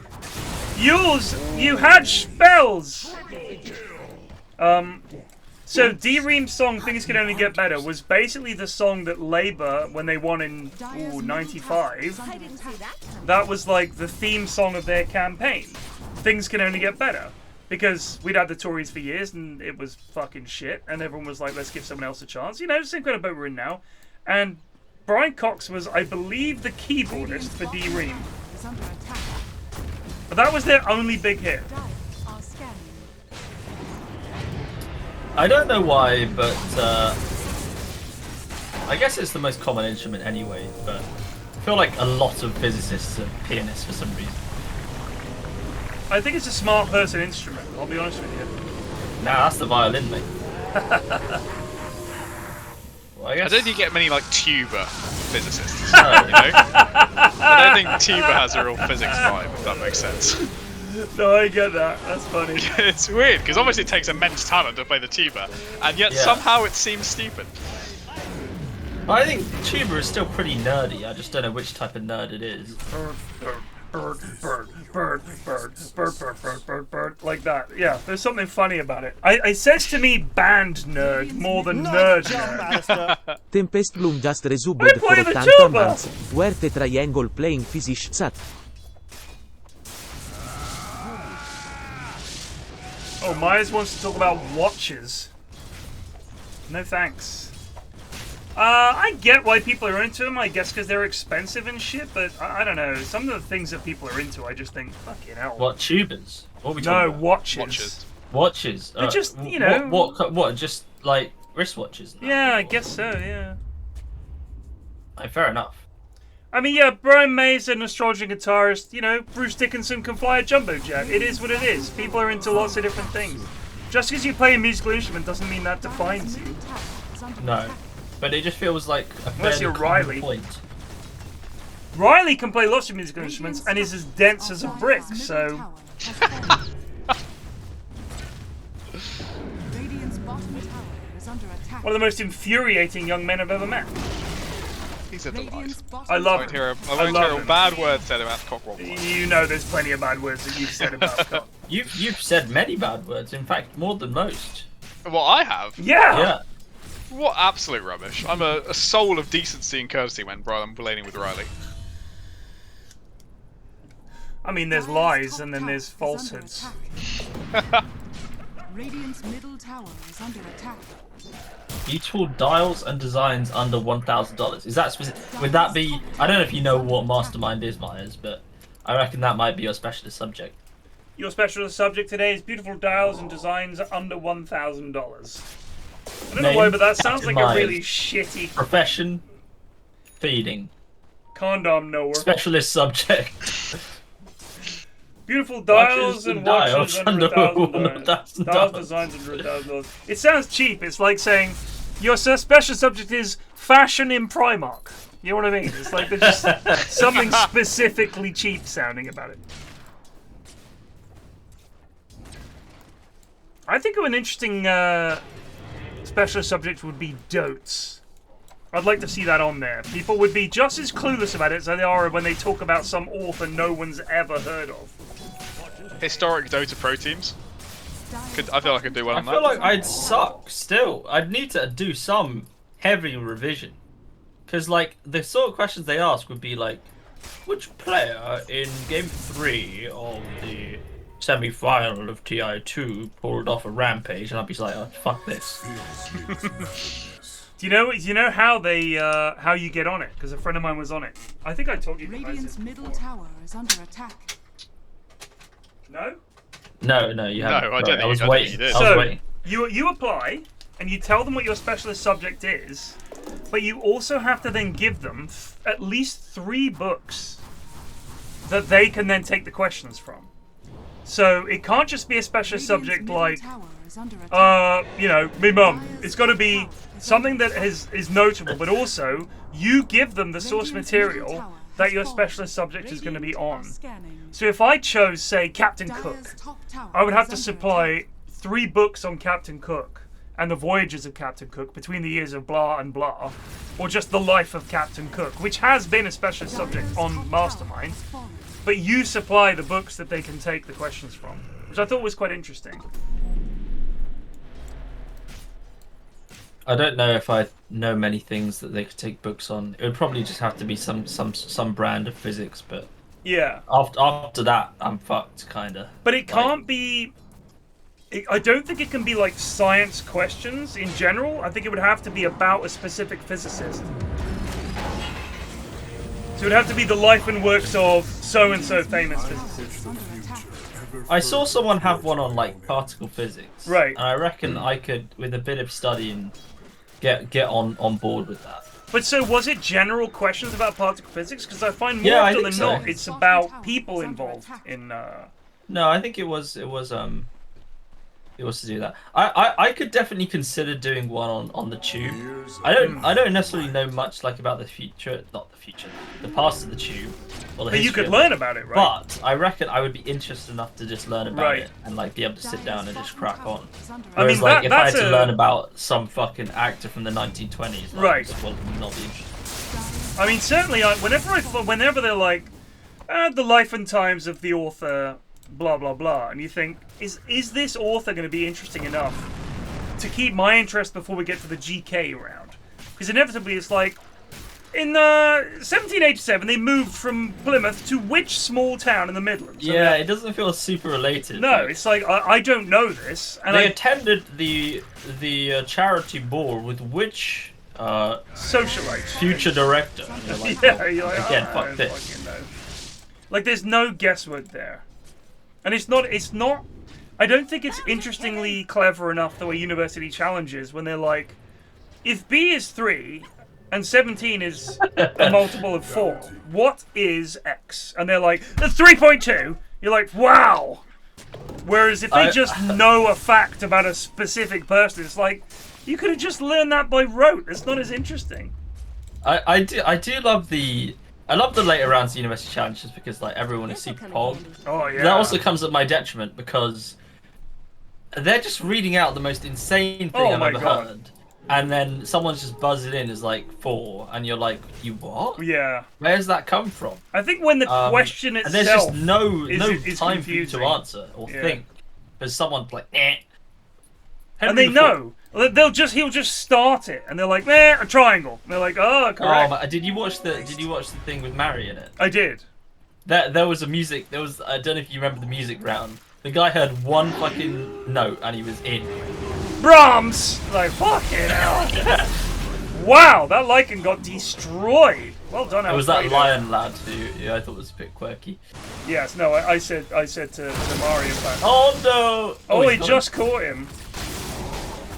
Oh, Hugh! Hugh goes down. Mori? Oh, this is nice from Mori. Oh my god. Oh, wow. Oh, and now Dave wants to perish too! Jesus.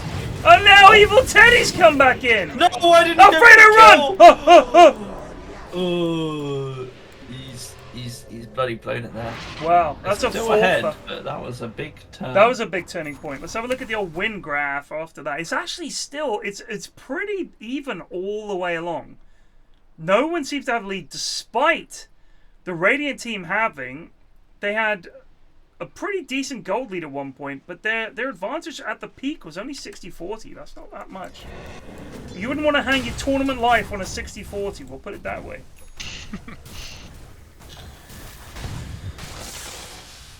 Speaking of, where are they at? Oh, a game is being played. A game is currently being played. I don't want to hype you up too much, but gaming is occurring. I mean, this won't take too much longer, lads. If we could just finish this, and then you can watch the game, because I know I'll go to bed is kind of watching soon. that. I gotta be up at 7. Why have you got to be up at 7? Let's work. I'm a wage cuck. Oh, my last 2 days have been pretty chill because I've just been on these like data analytics training courses, and like the dude running them has just like gone through all the content super quick, and like it's pretty like basic statistical stuff anyway, like what a mean is and shit like that. Right. So you know, we finished today at 1 o'clock. I just played Hades for 3 hours. Oh shit! Mrs. Zephyr's away for a couple of days. And then It's paused again. No, it hasn't. With work. Has it actually? Oh no. She's away with work for a couple of days. Okay. And then she's taken the youngest. They're going to Paris for a few days. Yeah. Very fancy. Because my youngest has always wanted to go to Paris for some reason. And even though she couldn't name a single thing there. We did talk about this last week. Yeah, a single thing there. So they're going this week. So it's basically Mrs. F is away for probably the next 5 days. I don't know what the state of this place is going to be like. Not in terms of keeping the upkeep of the house and the dog and the kids and all the rest of it, but just there's a certain lack of direction. If you know what I mean. No one. It's like a ship. It's like a ship where we're cleaning we're scrubbing the decks. Everybody's fed, but we don't know where we're going or how we're going to get there. We're just sort of adrift, but surviving. That's what things are like when she's not around. I'm basically like the bosun's mate. You know what I mean? I keep the sails in order, scrub the fucking poop deck, all of that. But when it comes to the captain saying, we're sailing to Brazil, I lack that direction when it comes to the house. So the kids are basically going to have to fend for themselves. I'm not going to feed them or look at them.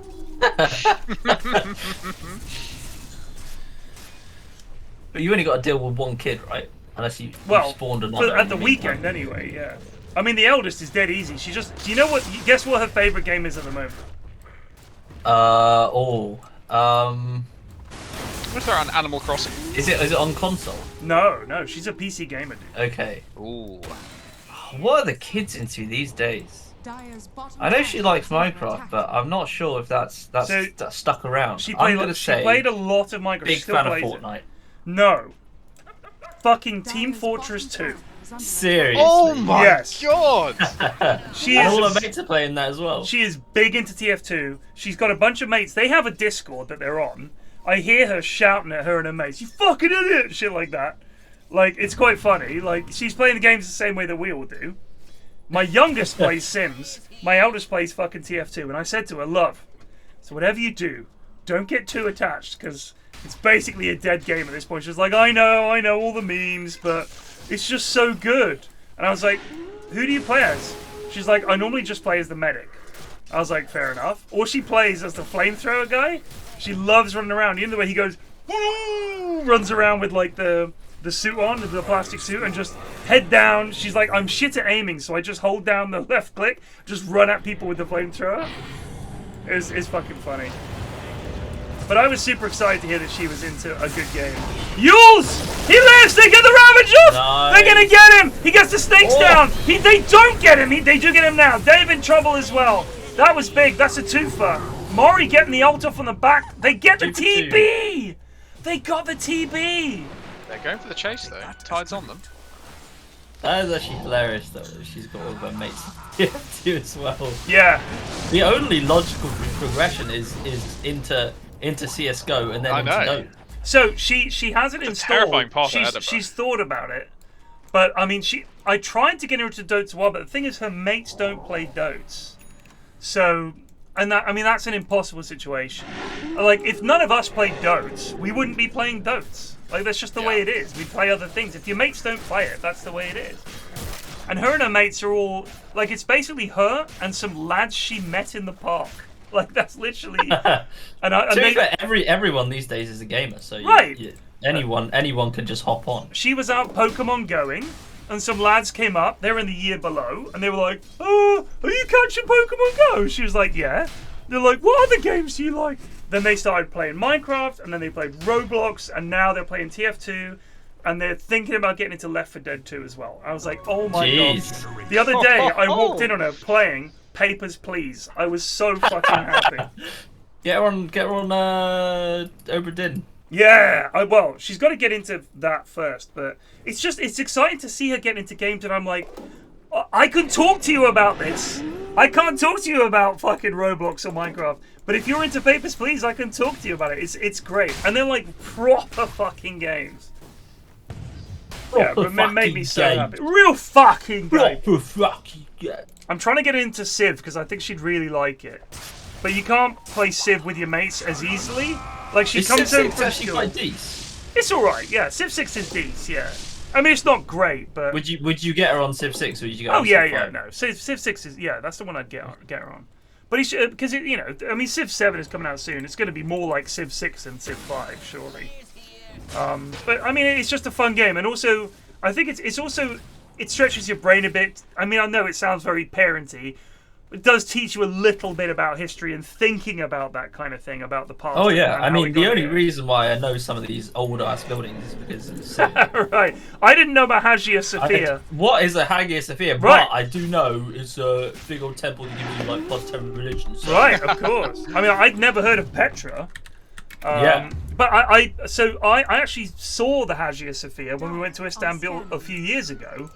And I was like, I don't see why this is giving you plus 10 to anything. It's alright. It was well, all I mean, right, to be fair, I think fucking Stonehenge is in there as well. Stonehenge is fucking pog! What are you talking about? It's just a load of stones, mate. Alright, you've fucking lost me here, son. You have got an enemy in me.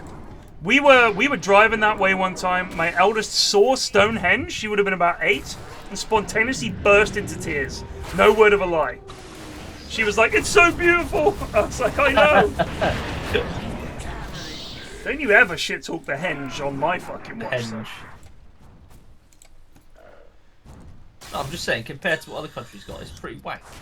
Yeah, well, all right. Where were we when we built it?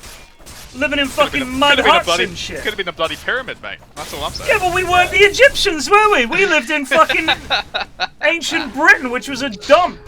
All we had was turnips and a couple of pigs. We had nothing. I don't think we even had pigs. In fact, where is the pig native to? I'm gonna look it up. Just like the boar is like Europe in general. I'm sure we had some wild boars. We probably killed them all. I was looking through all of the animals that we used to have and we killed. We had walruses and polar bears, but polar bears probably were like more. I mean, that would have been the end of the Ice Age ending. Yeah. But I think like brown bears or maybe black bears. I can't remember whatever bear we had. I think it probably was brown bears. We had until like 1,000 years ago. Wolves were like until. They're trying to reintroduce them, aren't they? But yeah, not the bears, but the wolves. It's honestly, it's a bit of an L for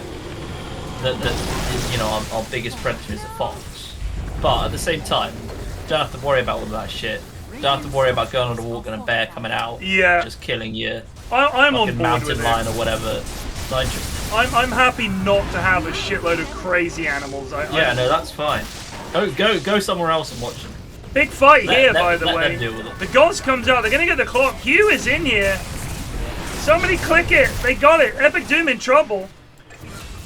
Oh, they get the kill. Evil Teddy's coming. Can they get the team? He does. That's just the Aegis. So Serthal manages to hex the Void Spirit, but now he's frozen up. He's going to go down. What can they do? TB doesn't have meta. Mori is playing really well, I've got to say. He's going to go for the TP out, but he didn't. Did he cancel? He's going for TP now. Oh, he is now. All right. He has time. Good game, this. It's bloody close. Though the two cores for Dire have slowly started to come online.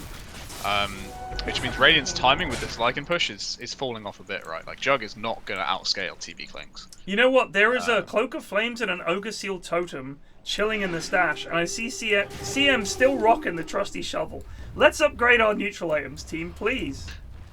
Teddy's got the fucking quickening charm. Oh, Teddy's got in. Go for the jump. This is the right time to go for things. No BKB TP, no meta. Yeah. Mori in trouble, gets Gleipnir, then gets melted. That's the shard. They can't get I am Jose Mourinho here. This is sort of the greatest strength of these like two heavy damage cores, right? Like if one is falling off or misses a timing, the other can sort of cover them. Yeah. Right? Like, I mean, if you can get there for sure. If you can get there, right? Like they risked it by picking these, that they were going to get run over. But now that it's there, like anytime TB doesn't have meta, you still have to worry about clings. I mean, certainly later on, I feel like they're gonna struggle because once the BKBs come out, CM doesn't do shit, Void Spirit doesn't do shit. You're basically leaning on Lycan really hard to be an extra damage dealer, and he's just not gonna do as much as Clinks and TB. Like they're just gonna put out so much. And think of the tower damage. If these lads win a fight, you are in big trouble of losing buildings. TB's going daedalus. Is under attack. Has the Skadi. Very wealthy. Him and Clinks have managed to find the farm they needed.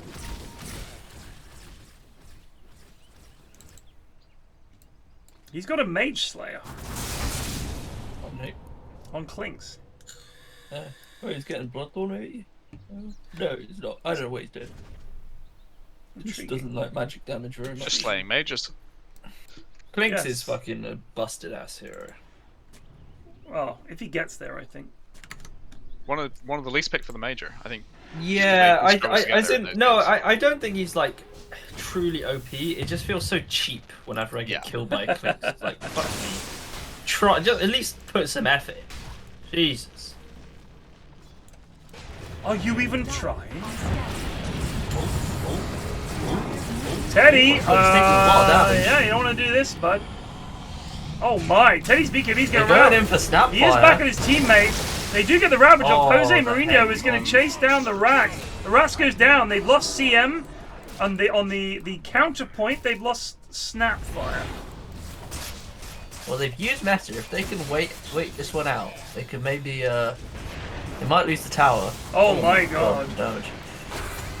Oh, Jug's been caught. That's a nice silence though. He's gonna get the Omni off. There's quite a lot of illusions about that. 2-man shift for it to bounce too much. Oh, this is a good spin though. Alfredo's so low! They get him! Can they get him for Doom as well? They get 2! They're gonna get yours! In comes the Clockwork! They've trapped him in the snakes! Gito's trying to do some damage here. He needs to run away. He can go invis and he's out. Oh, he's been caught. Lycan almost absolutely fucked the entire fight for his team there. How? He was just running in on full health, ready as a nice plump ass for TB to sunder. Because only Jug was on top of him, and Jug was just spinning him down to death. Oh shit! Lycan They just was doing got nothing. Teddy. They just got Teddy. I don't even know how. He got collected and they just clicked him down. This is what I mean. It's so fucking stupid. Epic Doom bought back in order to push out top.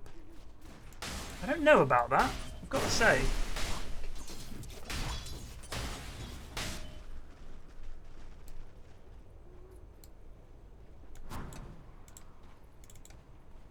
Yes, I think is the UK and Ireland one of the only sets of islands in the world which is essentially free from any predator that could harm a human. I think probably Iceland as well doesn't have much going on. Do they not have bears or anything in there? That's like Iceland wildlife.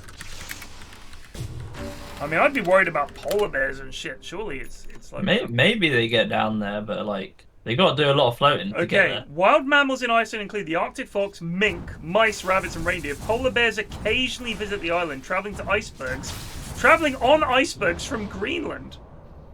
Not someone you particularly have to worry about then. No, not massively.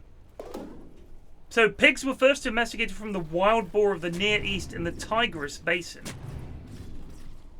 There's lions. Someone asked Madagascar. There's lions on Madagascar, famously. There's a movie. Well, I mean, to be fair to Mauritius, there's not really much going on there. It's just a load of birds.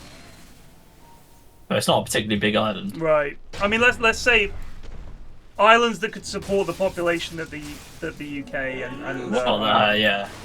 What does Japan have on it? Oh, that's a good question. Japan wildlife. I bet they've got some big fucking wasps. Oh, I've googled Japan. Oh, they've got hornets. The Asian giant hornets. Yeah, those things are fucking terrifying. And of course, those things that live under the fucking bridges. What are they called? Trolls. No. Kappas. I think they're called kappas. It was in the Oriental Adventures a handbook that came with the original AD&D. Sort of a name that perhaps has fallen by the wayside in the naming of D&D expansions, but that's what it was called. It was like a creature that had a bowl on its head with water in it. Anyone know what I'm talking about? I thought they were called kappas.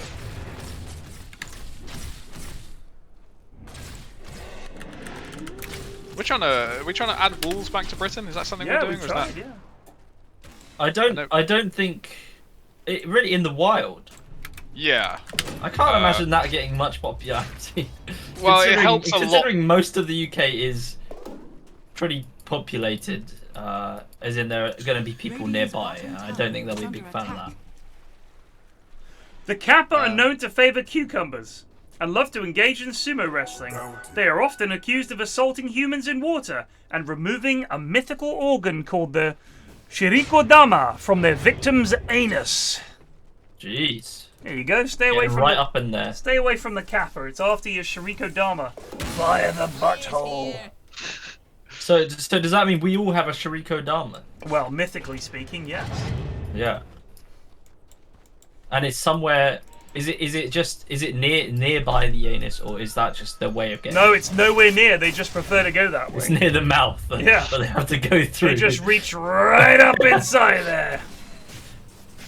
Oh, Blinken from Shadow Shaman catches CM. I guess, yeah. So could be a good jug ult. Wow! It's a very good jug ult. Oh, there's the Ravage. Ravage. Ravage. They get the jug. He's dead for 90. Evil Teddy pops his BKB, but he's the last man standing. He's dead. Wow. Wow. But Klink's just murdered two supports like it was nothing. He fucking bulldozed them. And now the sides come out. TB it's gonna just edging Jido for the max damage in that fight though. Yeah. They're both hitting bloody hard. They are, but you know, Klink just does it. Like, there's not much you can do. No. Yeah. I mean, the snap. She died pretty quick, but equally got her spells off. Job done, right? Like that's it. Got some spells off. Died 1 for 5. You'll take it. They did use snakes, but with the TB Klinks.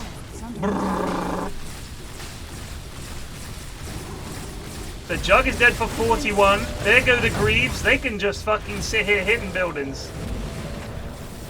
Yeah, there's really nothing they can stop them now. This Jug, like, that was as good a Jug ult he's gonna get, and he has no damage items, right? He has this, all he has is a Maelstrom. Yeah. Right, but that was probably the worst CM ult. Okay. I think this is the end. I agree. Buyback in, but Clockwork Dead also has buyback. I mean, Jug coming in, I don't know what Jug's meant to do here against this. It also doesn't even have like Shard on Jug, which is, I would say, core. So yeah, it's going to be a long road for recovery for this Juggernaut. Well, this was a very even game, and now Dota says it's 89-11. The last few fights have been brutal. It's a really bit of interesting info from Future Crash. The Shiriko Dharma myth is because a lot of the time when you find dead bodies underwater they all have a prolapsed anus. Oh my god. So someone has reached in there. Yoink their Shuriko Dharma. Yeah. I love old medicine. Because they're like, rather than saying maybe there's something about water and the butthole and like the body is swelling up, they're like, you know what I reckon? Some spirit's stolen something out of his arse. It's like, yeah. Well, I mean, to be fair, I feel like modern biology and medicine would seem as weird as that. At least it's based in fact. I mean, jumping straight to I know, but a spirit like, must have stolen something. how would you explain that to someone who like literally had no idea what the fuck? If you put a piece of bread in water, it gets all swollen and big. If you put a body in water, it gets all swollen and big. And we find these bodies in water, and they get all swollen, including the anus. Oh my goodness, HUE got the Aegis, but at what cost? Mari dead! Oh, it's a heavy cost. Oh, the hook shot! He gets the hell out of those Swing and a creeps! miss. Jug gets the ult off. Alfredo sucks off Epic nice. Doom. Right up his Shuriko Dharma. Clock running. Radiant's top tower is under attack. It just makes me laugh as a suggestion of what it was. I mean, my personal favourite is the... He's been Shuriko Dharma. Like, if something looked like a body part, then it would probably help heal that body part, you know? There's a plant that looks like fingers, it must be used as a treatment for any and all finger ailments. That's my favourite, I mean, imagine what you're up old against. medicine. There's no scientific method back then. It's just whatever someone comes up with that sounds right. I mean, we're still culpable to this shit nowadays with the whole essence of rosehip is good for the mood and shit like that. I saw a big post the other day saying that the best counter to COVID was... what the fuck is it? He's got him. No. Oh, lavender. They were like, lavender helps with COVID. And you think, I guarantee you about 1 million people are going to believe that. So you're living in a world where if someone in authority, or someone pretending to be an authoritative figure says that, people will believe it. You didn't have an idea that there was qualifications and knowledge that we'd built up over centuries that you have to learn before you became a doctor. You could just say, I'm a doctor. And people would believe you. Yeah, sunlight, bleach, horse cream, all that shit. People still believe this stuff, so it shouldn't be that amazing that people believe that a prolapsed anus from someone who'd been stuck in water for a while was probably a fucking spirit sucking. That's one of the more scientific things. It makes sense, yeah. Fair play. At least there's evidence for it. So yeah, it doesn't surprise me. It just makes me laugh. It's like all the names they had for things people died of. Died of melancholy. It's like, wow. Okay. No, you're not going to dig any deeper than that. No. They were just really sad. That is possibly the shittest TP I've ever seen. Terrorblade TP'd from about there to the outpost. I think you'll describe that as terribly efficient usage of time. Just fucking walk, dude. What's going on? It's 2 seconds faster to TP. He's absolutely correct. I think he's got his Ag Flying out, which is pretty fucking terrifying. He's got it. That's the fear thing, right? That is the fear thing. He now doesn't have a TP, but I don't think they give a shit. They're committed. Yeah, there ain't no counter pressure coming. Hysteria was just a huge catch-all for sexism. It's true. Why, this woman is clearly hysterical. Well, that's why she died. Radiant's bottom tower is under attack. I don't think she was that funny. Here we go. Dad joke. Dad joke to round off game 3.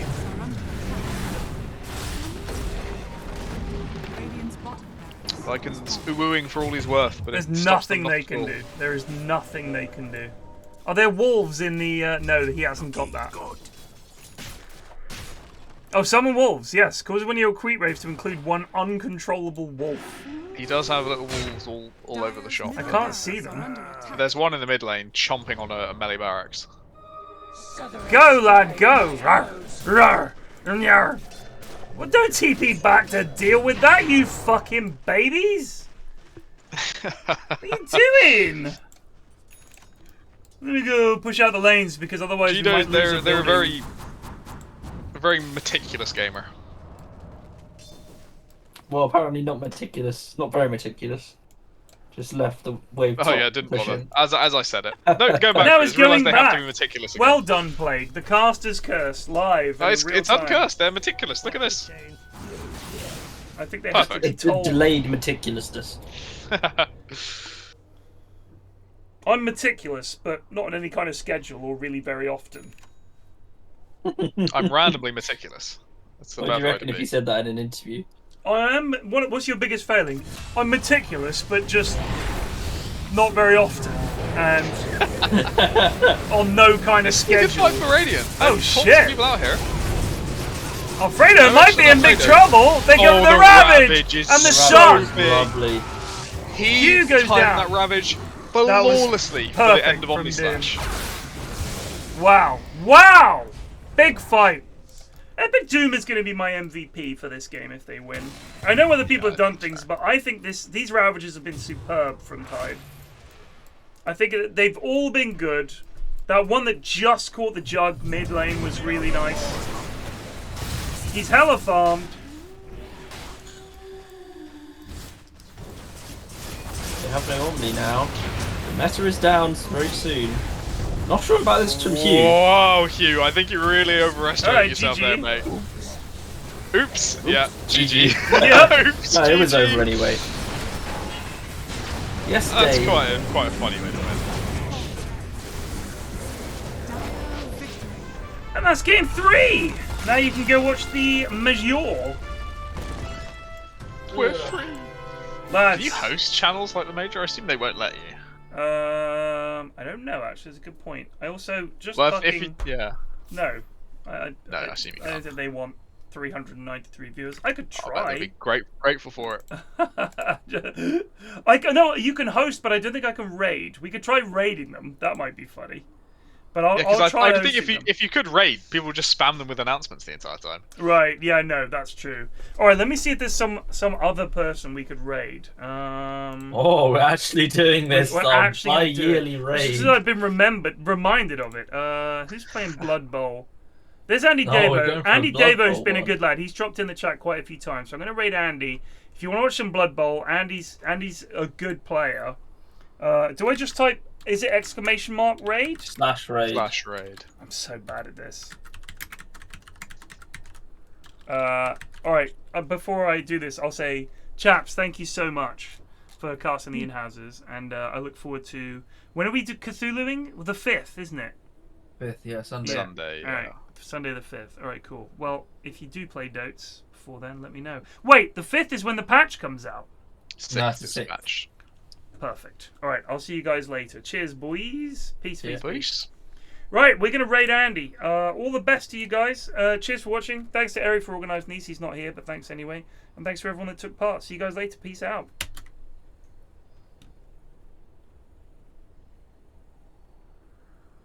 Oh, that didn't work. This channel has follower or subscriber only chat. What does that mean?